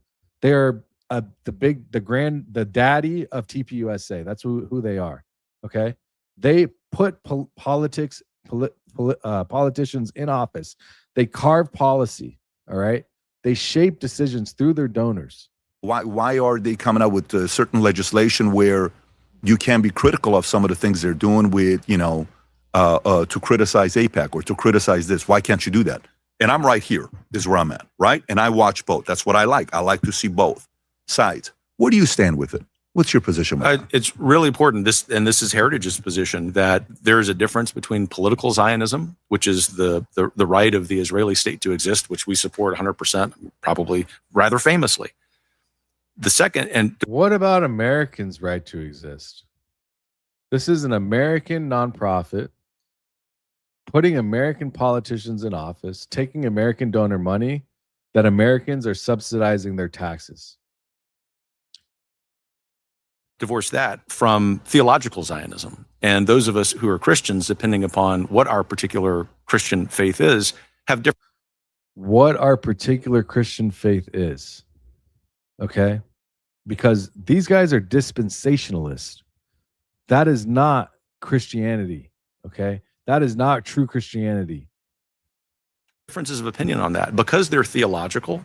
And he claims to be Catholic. Because Heritage is a non-sectarian organization, we honor all of those. And we have some people who work on How can you be very pro-Israel policy who are Christian Zionists. Within the organization. Within Heritage. We have others who are not Christian Zionists. They agree 100%. We at Heritage agree 100% on political Zionism, but we have to, as a non-sectarian organization, allow this theological disagreement, which really, inside the workings of Heritage, don't have a place because we're not a religious organization. And Dude, I think the guy is speaking mumbo jumbo. Listen to this. Listen. And those of us who are Christian, that where do you stand with it? What's your position? Watch both. That's what I like. I like to see both. Listen to this freaking word salad, you guys. Where do you stand with it? What's your position with it? It's really important, this is Heritage's position, that there is a difference between political Zionism, which is the right of the Israeli state to exist, which we support 100%, probably rather famously. The second, and divorce that from theological Zionism. And those of us who are Christians, depending upon what our particular Christian faith is, have differences of opinion on that. Because they're theological and because Heritage is a non-sectarian organization, we honor all of those. And we have some people who work on very pro-Israel policy who are Christian Zionists. Within the organization. Within Heritage. We have others who are not Christian Zionists. They agree 100%. We at Heritage agree 100% on political Zionism, but we have to, as a non-sectarian organization, allow this theological disagreement, which really, inside the workings of Heritage, don't have a place because we're not a religious organization. And I think one of the fruits that's come out of the last few months is Heritage playing a role in reminding people of that delineation. And it's helped some of the fracturing of the conservative movement because people, whether through ignorance, just not having read about this or maybe having forgotten, they have conflated political Zionism and theological Zionism. They're two different things. What and I think the that may be fuck is this guy talking about, bro? Helpful way for people like you and me who are in the middle of those questions, although 100% supportive of Israel's right to exist, that we remind people of that. Got it. So what the fuck? That we remind people of that, bro. What are you trying to remind people of? Because I lost you at what I understood what PBD said somehow. When you're getting calls, and let's just say you have a big donor that's calling you and they're saying, "Hey, we don't like what you said. Maybe you could be different on how you approach this situation on Israel." Do you guys put events together and allow folks from opposing sides to debate and have conversation where the donors can see it? Yes, we do. In fact, we pride ourselves. Can you give me an example of that? Sure. Let me take back up one step real briefly, if I may, because this is really important context, although it's going to sound like nerdy think tank talk. Heritage is famous for something called its one voice policy. Unlike other policy organizations in DC, where different scholars at the same organization can have different voices, different positions on issues, Heritage, if we speak on something, it's as an institution, a single voice, one voice. Why? Because we're advocating for policy change. You can't write a white paper. Meaning you guys at the top have to be aligned 100%. We have to have one position, the same position on a policy issue. So, in front of the donors, you guys have to be aligned. Behind closed doors, we can debate and discourse, but total sausage making, there has to be, right? I agree fully. Okay, I got it. Okay. Yeah. So, but at the end of the day, once we get out of that door, in front of everybody, we're on the same page, united. That's right. Okay. So that's important context for the story I'm going to tell. So we have this one voice policy. It had become sort of moribund when I and my leadership arrived in late 2021 for whatever reason. I don't know, but we were charged by the board, revitalize the one voice policy. And the way, interestingly, although hold on, I put a bunch of comments in here. They're right here. I timestamped them. Look at this. What time are we on? Check this out. anti-Semitism at Heritage, and he said, "You're a Roman Catholic. I know you're not. Tell you." So spoke. So this right here, this is one last clip from here. It's so funny. I literally am timestamping this on their thing. So Tucker interviews Nick Fuentes, and Nick Fuentes ends up getting Tucker Carlson gets a bunch of heat because of this. All right. And this dude speaks out on behalf of Tucker and says, Tucker's my friend, this and that, and gets a bunch of political backlash from his donors. Dude, this heat is crazy. And at Nikon. And, for example, let's use the instance of what happened, right? Where Tucker had Nikon, right? Tucker had Nikon, and they did a podcast together, and he got a lot of heat for it. And right afterwards, I think you said, we will always stand with Tucker and the relationship. You said something very positive, complimentary towards Tucker. And I think even Tucker spoke at Heritage 2.5 years ago at one of your events. So he's complimentary of you guys as well. But when that came out, and then some of the people walked, there was a article that came out, maybe even you spoke about going to your staff and apologizing. What did you apologize for? I apologized for two things, mixing up personal friendship with institutional friendship. And secondly, especially for Jewish friends, but for anyone, a couple of phrases in there that I regretted. And I can tell you, my closest Jewish friend called me the next morning, and he said, a couple of phrases I regret. I stuck up for my friend, and I had to stick back down because they stuck their fist up my ass so far that they said they're going to take their donor money away. People on their board walked. Kevin, I know you're not an anti-Semite. You've expanded the work of anti-Semitism at Heritage. And he said, you're a Roman Catholic. I know your faith well enough to know you couldn't be. He said, but this is something that you need to address head on. And so it's sort of like the conversation with my retired OBGYN friend and donor, that this Jewish friend, up until this very moment, as we sit here, has been a great guide in setting up conversations for me and for us at Heritage to have. The reason those have gone well, in spite of not just the news cycle, but what seems to be an agenda that goes well beyond the video controversy, is because people know the record at Heritage. I think it's safe to say, if you think about my colleagues who work on the scourge of anti-Semitism, there's no organization, at least of our size. I haven't heard America one time, but I've heard Boston, antiseptic. I've heard everything else around that so many times. So this is the leading Republican conservative movement in this country, making political decisions on behalf of our tax dollars. Thank you very much. Thank you very much, asshole. I could give two shits about Heritage Foundation. They are the most powerful political organization in this country, and there's nothing we can do about it, because guess what? They're all bought out. And now they're going to bring in a surveillance infrastructure that's worse than anybody could ever eat.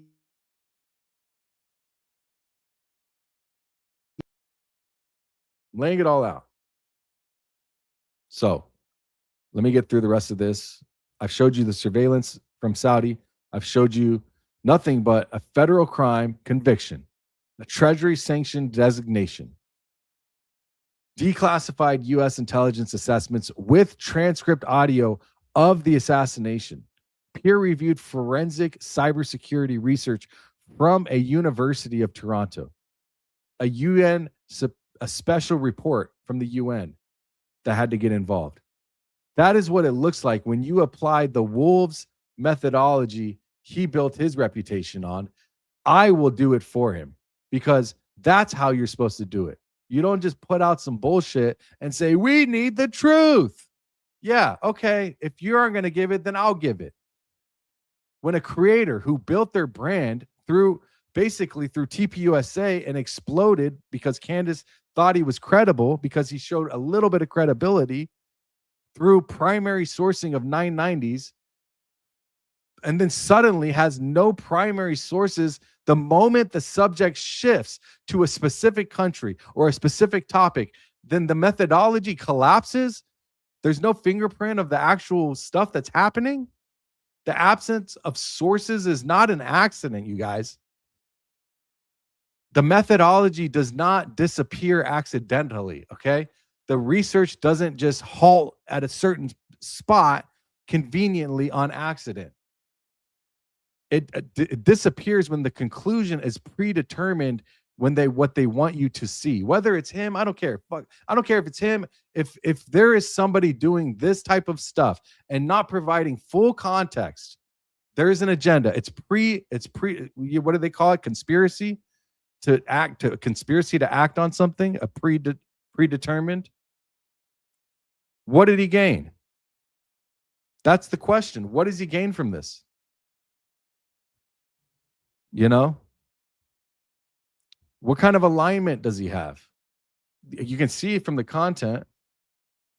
So whether Wolves is in the specific cohort is a question that, you know, I don't know if it will ever be answered. And I could really care, to be honest, because it's very obvious to me whether or not he's paid or not. It doesn't matter because it's not value. There's no value there. It's to me, it is indicative of someone leading people astray on purpose, whether you're doing it or not. I don't know if you are, bro. I hope you're not. I hope you're just a really shitty researcher, because that's at the bare minimum, that's all I see right now is just a shitty ass researcher. I hope that's all it is, dude. But I don't think it is personally. Now, I need to say this directly to everybody in the chat and anyone who watches this on replay later. Jamal Khashoggi did not think they were coming for him until they were already inside of his they were already doing the thing to him. They were already taking care of his business, okay? His most trusted friend, who was careful, this guy cried in that video, man. It's devastating. They used encrypted apps. They were trying to be safe. They chose specific words publicly, and then privately they were still trying to be safe, but spoke more freely. People that are watching this right now are not random, okay? You're here for a reason. You're here because you asked the right questions and you know where to get the right answers. The people that are funded, they don't want you to ask questions and they don't want to give you all the information. You engage with independent investigative journalism because you are skeptical of official narratives.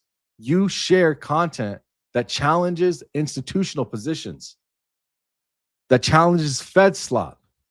You are faith-oriented, most likely. If not, you're politically engaged and you care what happens in this country. You consume media that's not mainstream because that's controlled by the mainstream apparatus. We can't control it, but we can control this.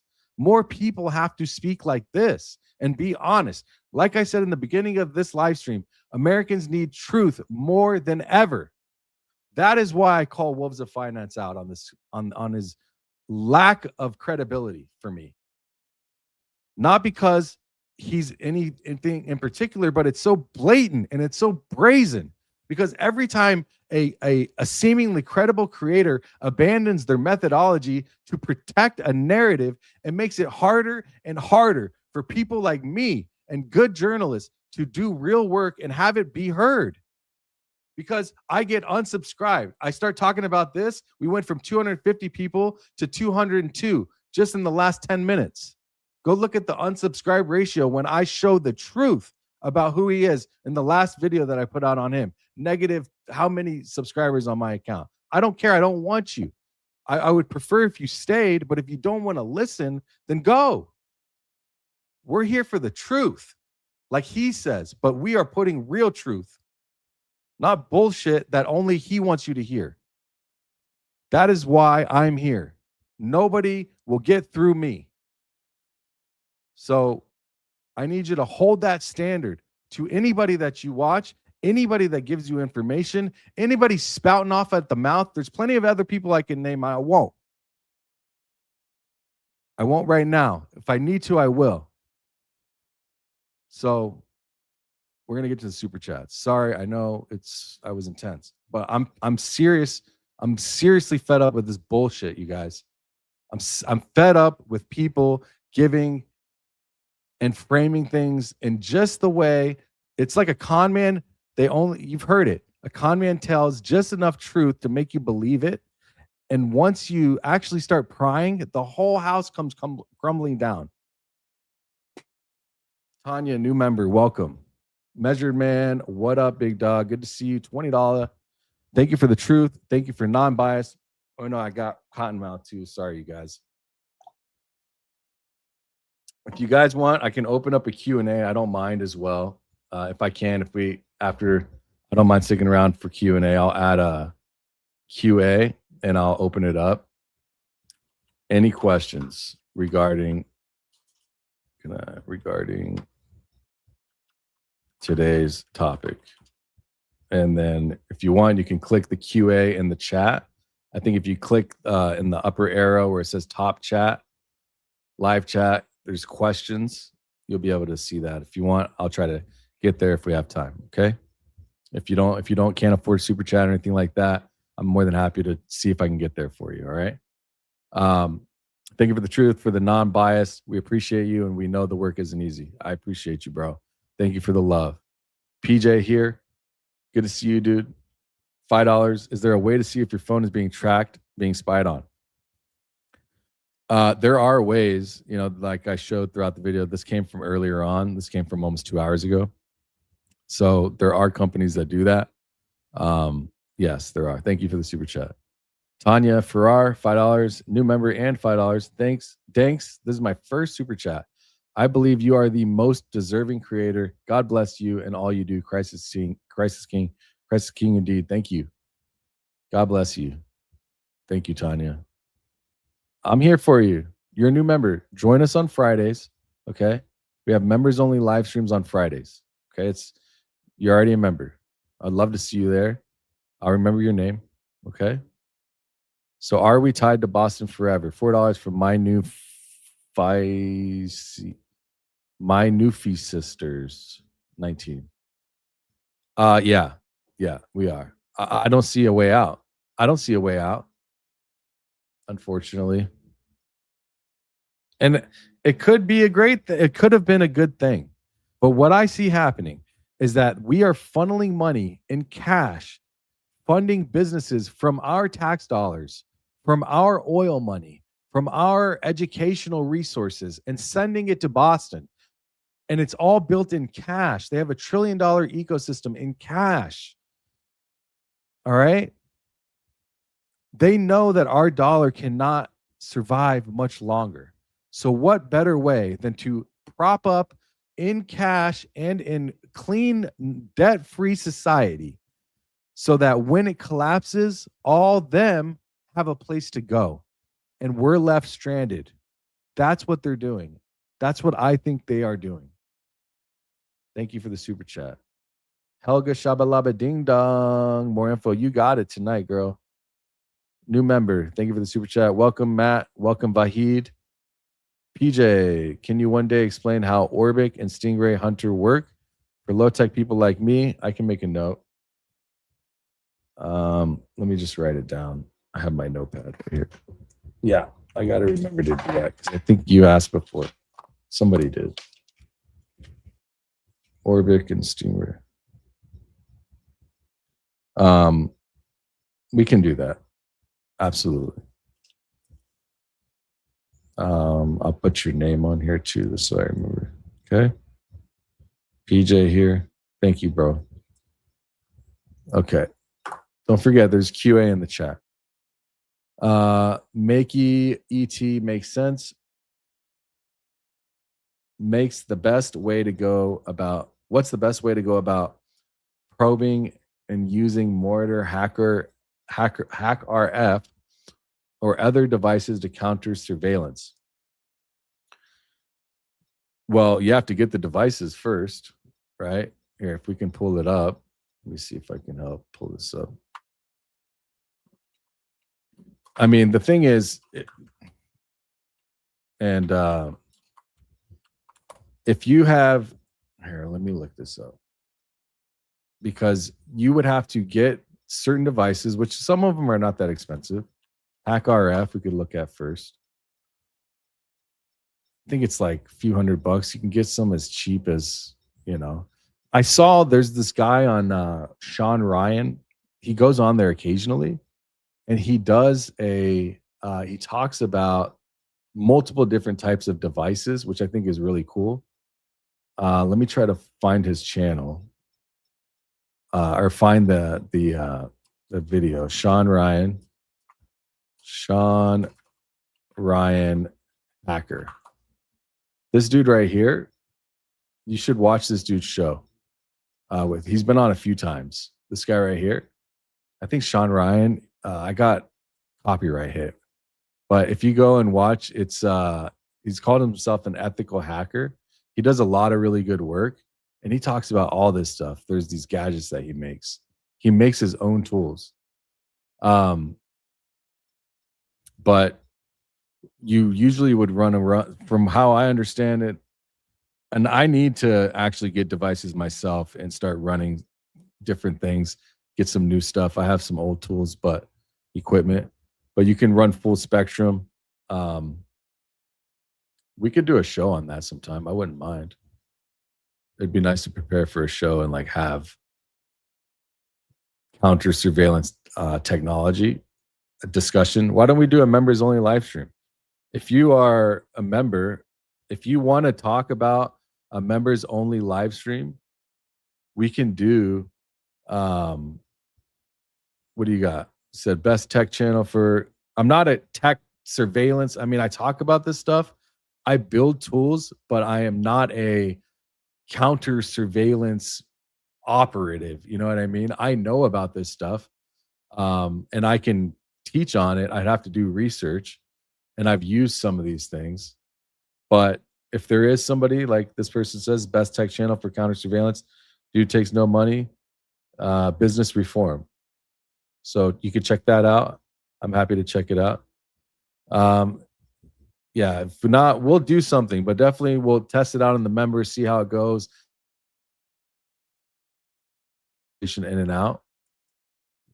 He said it was business reform, but I'll make some stuff too. It looks like we're building more of a surveillance type of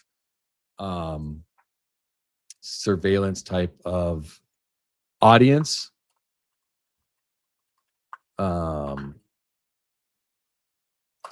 So we could definitely go into some of that for sure. I wouldn't mind doing that. I need to actually brush up on some of my more newer stuff. All right, let's keep going on the super chats.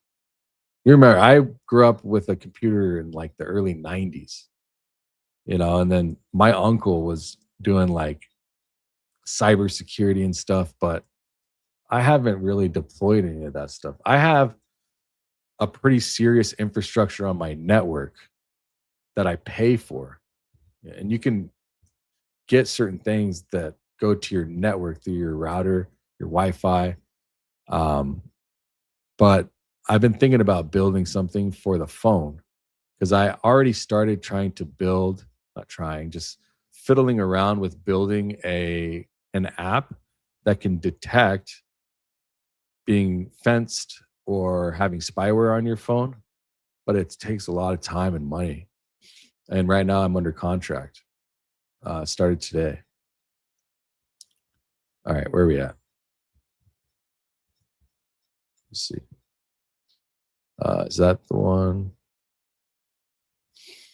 But yeah, there's all kinds of things. You got dev boards, run full spectrum, but I'd have to look up some of the stuff when it comes to that. Where are we at? Okay. Tanya Annette, $5, $8. I think it's time to start collective live streams with YouTubers that have been targeting specific aspects of all this. Yes, bring it to me. We have a community on YouTube.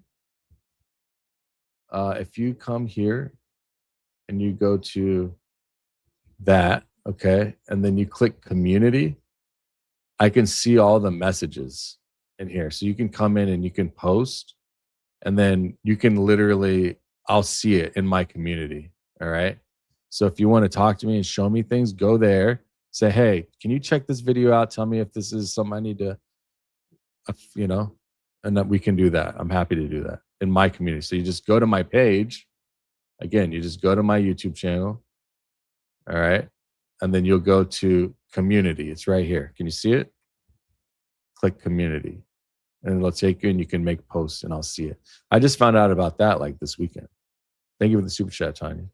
Tanya Farrar back again. Danks is a truth seeker. We appreciate you so much. Thank you. I appreciate you.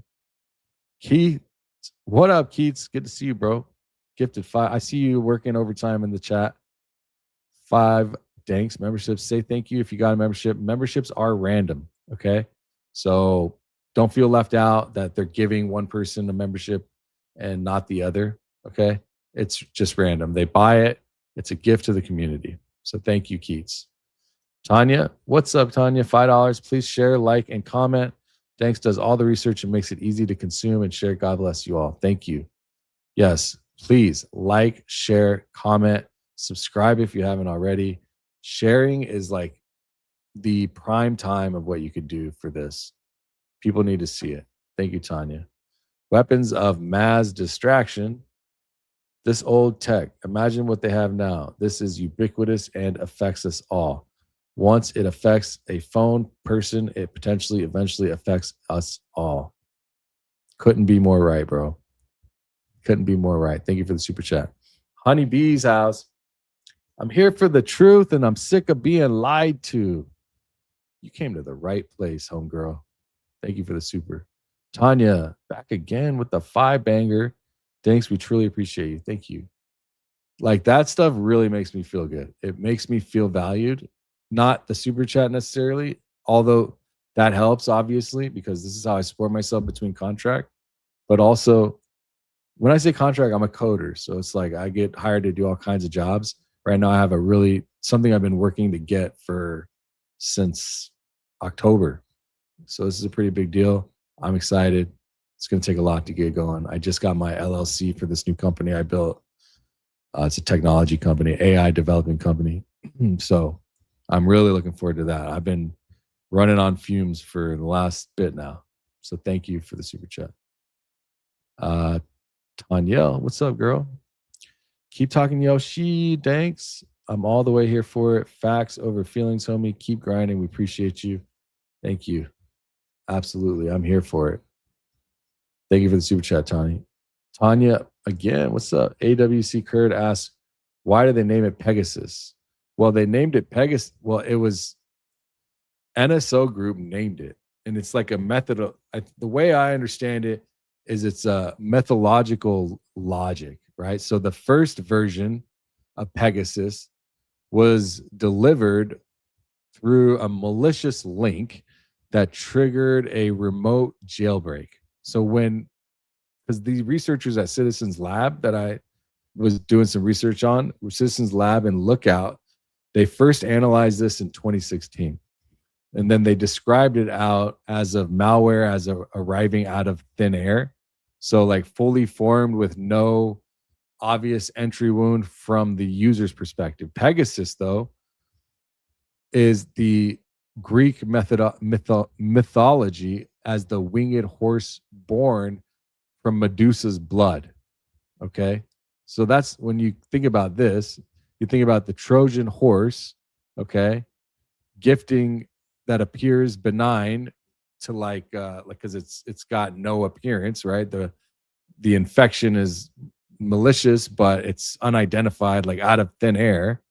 Okay, I'm like trying to piece it together because I don't know the exact answer, but when you connect it all and you look at the mythological framing of it, I would say something that, you know, is like modular, silent, self-destructing. It detects analysis. It doesn't announce itself, right? If we look at Pegasus definition, and then we could look at Greek mythology. So here it shows a winged horse that causes the stream Hippocrene to spring from Mount Helicon with the blow of his hoof. A winged horse in Greek mythology, depicted as a white stallion. Usually depicted as a white stallion, he was sired by Poseidon and his horse god and foiled by the Medusa. Pegasus was a brother of both born. This is Greek mythology. So that's, I mean, I could just imagine you kind of put it together. It's like tradecraft and mythology, silent delivery, brand coherence, stuff like that. So yeah, that's it for today. Super suppressed, 1.6K views. 100 the whole time, 200 plus people here for the meantime, at least throughout. But if we were shitting on Erica Kirk, we would have had 10,000 views, 1,500 live viewers. But I've chosen to continue down this route because it's way more important to me than views. You guys are more important than body count to me. I identify with what Candace says. This is God's platform. I pray every day. Use me as your wish shall be done. I will do it. Keep me safe. Keep my family safe. I will do it. So that's what's up. That's why I'm here. So I appreciate you guys. Thanks for tuning in. We do have a couple questions in the QA. Let me see. I see it. King, long time dude in chat, says he's a Zio. How does that work? Pretty sure he was here before me, just wondering. King. Who's King? Who are you talking about? Somebody in the chat? I don't know who you're talking about. Scott, you're staring at me. Never sit on Uncle Sam's lap. Damn it. I don't know what you're talking about, big dog. Sean, let me know more if you can. Look up Meshtastic. What is that? I can't read it. Meshtastic only costs like $30-$40 to build. I think I've heard of this, bro. Why have I heard of this? I looked it up before. Oh, yeah, this is that. Off-grid communicator. This is different, though. Because you're going to want to... Meshtastic, a text-based messaging system that works totally off-grid. The thing is, you would have to have other people using it. The idea behind what I want to build, I would like to be able to actually get I would like to be able to make something that detects the type of surveillance that's happening. And then in the middle of the surveillance happening, we're able to combat it. That would be ideal. God, I don't know why it won't let me zoom in on here. I'm just going to put this in the chat so I can see it. Will this go through? This came from Weapons of Mass Destruction again. Okay. As a developer, are you familiar with the Biodigital Convergence and Body Area Network and how we will not need phones, wearables for all this to occur? That's the progression of what you're covering. So you're describing the correct threat opportunity vector. So let's lay it out, right? You've got phone, wearable, body area networks, so like on-body mesh, okay, mesh networking, or IoT, Internet of Things. All right. You have implantable, which is in early deployment already with the Neuralink. Biodigital convergence. Is that what you said too? Yeah, biodigital convergence, which is like wetware, hardware. So you're talking about robotics inside of a human at this point. It's not speculation, right? This is already layering in on deployment. And body area network, there's an acronym. It's BAN, B-A-N. Funny enough, they should ban, which is a wireless network of like nodes or sensors that operates within the human body. And you can actually have like 6 feet, I think it is, something like that, 5-6 feet of radius. So 3 and 3, something like that. I'm trying to recall. But you think about like cardiac implants, right? You've got the ability to run certain megahertz. Glucose monitors, these are currently deployed in tech. You got neuro implants, Neuralink, smart pills, which are like ingestible. Man, my lips are dry. Ingestible sensors that transmit through the body tissue. And because our bodies are made of like an electromagnetic field, neurons and electricity, water, conductor. The body uses the conductor itself to push through these smart pills. There's a company, I forget the name of it, I think it starts with a P, that's on the forefront of that. But essentially the body becomes the modern network. And then if we think about Pegasus, bro, imagine getting Pegasus in your wetware, in your Neuralink. If Pegasus owns the phone layer today, then the next evolution is attack surfacing towards the body. No phone break, no jailbreak. The node or the hacking is your neuro, is your cardiac AI installation or whatever the hell they're gonna make. There's no breaking at that point. It's full on attack. You have like frequency attack vectors that could shift. What else? Ultrasonic type of data transferring data sets. The hack RF that I was talking about is already in range of or somebody asked actually, the hack RF is already in range of normal cardiac device communications, which is like between 400 and 410 hertz or something like that. And actually, researchers, I don't know if you should look it up, researchers have already done defibrillator spoofing, where it was like a black hat ended up killing Jack Barnaby, I think, was involved in this or died or something. I think Jack Barnaby died doing this before presenting it, spoofing a defibrillator. Insulin pump remote was another one, I think. It was like a manipulation, something like that. I'm sure they can do stuff with the ear and all that other stuff. So yeah, Biodigital Convergence is, I think, a Canadian name for it. So yeah, we're not far away. What's up, Helga? Shabba labba dabba ding dong. $4.99. I found you from your Erica coverage, but I'm staying for the great information. Thank you. That's the goal. I rope you in with the bullshit, and I keep you with the legit. Hopefully I was able to answer the questions. You guys are going like super technical on me. But yeah, I mean, I know enough. I'm still learning every day. All right, guys. I think that's it. Anybody else in the chat? What do we got? Want to see some crazy research in the brain. Look where they put brain cells in the petri dish and they were left offline and wired to the old game ping pong. You want to see some crazy shit? Let me show you some crazy shit. Did you see what they were able to do with mushrooms? What Chase Hughes, he put out a video on mushrooms that they were able to use rabies. No, not mushrooms, psilocybin. I should say psilocybin.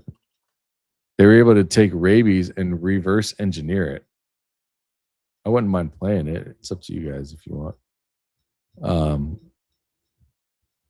Once they get that down, they will need to make... Yeah, they literally reverse engineered rabies with psilocybin, and were able to use rabies to trace the neuropaths in the brain because they dyed the rabies green. And then when somebody took psilocybin, they ran through a PET scan, a PET scan, and they were seeing that psilocybin was actually rewiring the neurons in the brain. Yeah, here, I'll play it. The study changes everything I'll put it on fast. How fast can we go? 1.5? we thought we knew about consciousness and identity and trauma and even who you are as a human being. So if you ever wondered how one psychedelic experience can change somebody's life, you're about to see the actual mechanism right here. And I don't say this as a metaphor because I know that neuroplasticity is a buzzword now. What I'm talking about is programmable rewiring, captured with a legitimately weaponized virus, and the implications are unbelievably staggering. So stay with me, because the breakthrough isn't just what psilocybin does in the brain, it's how we can actually physically control what it's doing in the brain. The last part of this video might be the most astonishing thing that you've ever heard about the human mind. This is crazy. So let me start with the part that feels like science fiction, but it's not. Since 2021, we've known that psilocybin grows new connections between neurons, thousands and thousands, millions of them. They last weeks, and some of them are permanent. But there was a big problem with that. It's that nobody knew where specifically those connections actually went and what happened. So we basically knew that the brain grows these new little roadways, but we have put an S for shrooms in the chat if you knew about this already. Put a W in the chat if you're just like all about it. Idea which cities these roads are connecting. And this is where Cornell and the Allen Institute did something almost unthinkable. They turned to rabies. Yes, the weird thing that makes dogs foam at the mouth and bite people and stuff. The rabies virus. This isn't like you're not supposed to get like, hold on. I'm not saying go get rabies and take shrooms, guys. Please don't. It will kill you. And you'll go crazy at the same time. Don't. This is, please, don't take that from this. This is a medical test, okay? Naturally travels backwards through your nervous system. So it jumps from one neuron and then into every neuron that sends signals to that neuron, and then into every neuron upstream of all of those. It's the ultimate retrograde neuron tracking system, but it's also the deadliest pathogen that we know. So scientists engineered a version of this rabies that only jumps one neuron at a time. And they deleted the gene that enables lethal replication. And they added this little green fluorescent marker to it. And they turned this most deadly virus in the world into a biological neon green highlighter. So it's a virus that kills, and it's now just getting used in this experiment to just highlight and light up the circuitry of physiological and psychological healing within the nervous system. So this is exactly where everything totally changes. Let's talk about the actual study here. On day one, they injected what they called a helper virus into the frontal cortex of these mice to prime these very super specific neurons first. And that incubated for about 13 days. And on day 14, one of these groups received psilocybin. The other group just got some regular saline. On day 16, they injected this modified rabies virus with the green highlighter in it into the exact same brain region. On day 21, the virus had spread backward, just one synapse, one neuron. Then the brains were harvested from the mice, and this is where it gets totally wild. They used something called light sheet microscopy, where it's just a ton of little super thin slices, unimaginably thin. And then they photograph every slice of each mouse brain. These are millions. They took the bad part of rabies out, the illness, the part that gets you ill. They removed it. And because rabies, what it does is it goes through your neurological system and it goes backward, right? And it actually paralyzes your system, how I understand it. But they chemically engineered it so they were able to take that out so it doesn't hurt you. And they put a dye because it naturally travels through the neurons pathways backward to the origin of your neurosystem. And they dyed it, and then they give you psilocybin. And millions of images. Then they counted every green highlighter neuron. And this is over 500,000 inputs per brain that they scanned. And each one of these things was mapped to its exact location across 316 brain regions. This was the first complete map of psilocybin and how it rewires. Also, sorry to keep interrupting. I do not take mushrooms. I don't do drugs anymore. I used to a lot. I believe that we're not supposed to tap into that. That's my personal belief. Because I had a DMT trip, and I was explicitly told that we were not supposed to do that. At least I was not supposed to do that, and it was so profound. What happened to me was so profound that it made me realize that this is not for us. We think it is. But it's demonic. That's how I took it, because it took me straight to hell. I died and I went to hell, and I had this experience, and I was told not to come back. Maybe it was just for me in that case. I don't know, but yeah. As a human brain that's ever been done in history. The results we thought were going to be random. And also shrooms, I had the same thing. I died and I went to purgatory. So maybe it's just me. We'd expect them to be pretty chaotic, and they were not at all. So the rewiring followed a pattern so statistically improbable. This value in the study is listed as P equals the only thing that didn't do that to me was 0.006. That's the odds of it happening by chance. So something very, very specific was happening in the brain. So the connections that got stronger. Acid and sassafras and these ones, they didn't. Molly and stuff didn't do that to me. But DMT 10% plus 10%. They were all sensory, and 10% is a massive deal. And the sensory parts were the primary somatosensory cortex, the primary visual cortex, the motor cortex, the retrosplenial cortex, and this is where we have spatial memory, where we are in space. So in other words, psilocybin strengthens your connection to the external world. The world feels more vivid on psilocybin because your brain is literally wiring itself back into the world because those neurons are active. And then there's some connections that got weaker in the study, and they weakened by a full 15%. This is massive. And this is all in regions that build our internal narrative of who we are. And the first one is the infralimbic area. And this is down in the limbic system area. But this is where we have some fear responses. And then we have this little tiny piece of the brain called the insula. This is where we have anxiety, threat detection, stuff like that. Then we have the hippocampus. This was reduced. Memory is what the hippocampus does. Then we have the amygdala. This is our emotional center. And this other part of the brain called the orbitofrontal cortex. And this is where we sit and ruminate about stuff, or we expect something. We have some kind of expectations in our life. So let me put that in plain English for you. Psilocybin temporarily quiets the brain regions that generate you as a human being. All your fears, your memories, our little self-referential loops. The default mode network is the engine of depression, and that goes quiet as well. It loses its grip completely. And this is why people say the world feels new, because it literally is making a new world for you. But there is one part of this study that nobody expected. These researchers decide to silence just one brain region during the psilocybin session. So they chemically shut this brain region down. So the silenced region did not get rewired, but every other active region did. And this is massive. So the wiring is not random at all. It's very context dependent, it's experience dependent, and it is programmable. So essentially what they're saying here in the study is we've proven that when your brain grows, you become what you pay attention to. And that means something pretty extraordinary, and actually, I think, extremely dangerous. Because if you know for a fact which pathways are going to be active, then you can choose which pathways are going to get strengthened. And if you can silence the ones that cause fear and rumination and anxiety and trauma, you can weaken them big time. So we now know that if you want to strengthen your visual processing, you can show visual stimuli during the session. If you want to reduce anxiety loops, you can quiet down the insula or the amygdala during peak plasticity moments. If you want to reshape an entire human identity, you can guide someone's attention into new self-models while the old ones are offline. Right now, we are crossing a massive threshold, a huge threshold in neuroscience, maybe the biggest one ever. So for the first time in the history of neuroscience, we're not just watching a brain go through some changes. We can now watch what the brain is becoming. So this discovery shows us something that I think is pretty damn beautiful. Our brains, our mind, is not fixed. It's extremely evolving and dynamic, and we're witnessing our brain's ability to essentially rewire itself. And now we can see and then edit the script. Now, of that. I am down for the therapeutic value. I've microdosed since, where I, in the past year, I think. Not since I was born again. I guess I could say I haven't done it. I don't even want to mess with it. But the microdosing value seems pretty high. I enjoyed it, and I didn't get high on it, which I didn't want to.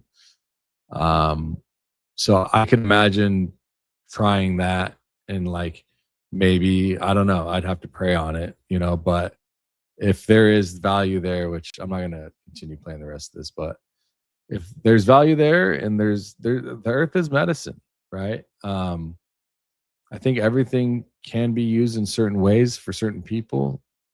I've abused my opportunity. Okay. So I have no business doing that stuff anymore. I'm lucky. I'm very fortunate to be able to speak like this, to look normal, at least for as normal as I can. I'm not that normal, obviously, but I could have no teeth. I could have my face bashed in. My nose is broken multiple different ways, but I have gashes here. My hand is sliced up. If you look, you can see here, all the way in here. I don't know if you can see it. But yeah. I believe your experience on shrooms. Helga, what's up? $4. Shabalaba ding dong. It's a powerful thing to be that close to death. It changes you to your core. Yeah. I'll tell you what, man. The experience I had on shrooms was bad, and it happened I did it a bunch of times. So when I was young, I was 18, 19, 20. I was dealing, and so I had unfettered access to everything back then. I was throwing raves and stuff, and I would make shroom tea, lemonade, lemonade with Arnold Palmer. That was my thing, and I would sell it, and I would drink it, and every time, that was the most intense. I remember when dubstep first came out, and I always had subs in my truck, all my vehicles, and I remember, I'll never forget I was so dumb, driving, trying to get to the homie's apartment, and we had drank a whole pitcher. It was three or four of us, drank a whole pitcher of Shroom Arnold Palmer, and we were driving, and I was coming up, and my subs were blasting that DatSick. If you know DatSick dubstep, it was new, and it sounded like aliens were talking to me, and it was sucking me into this other dark realm.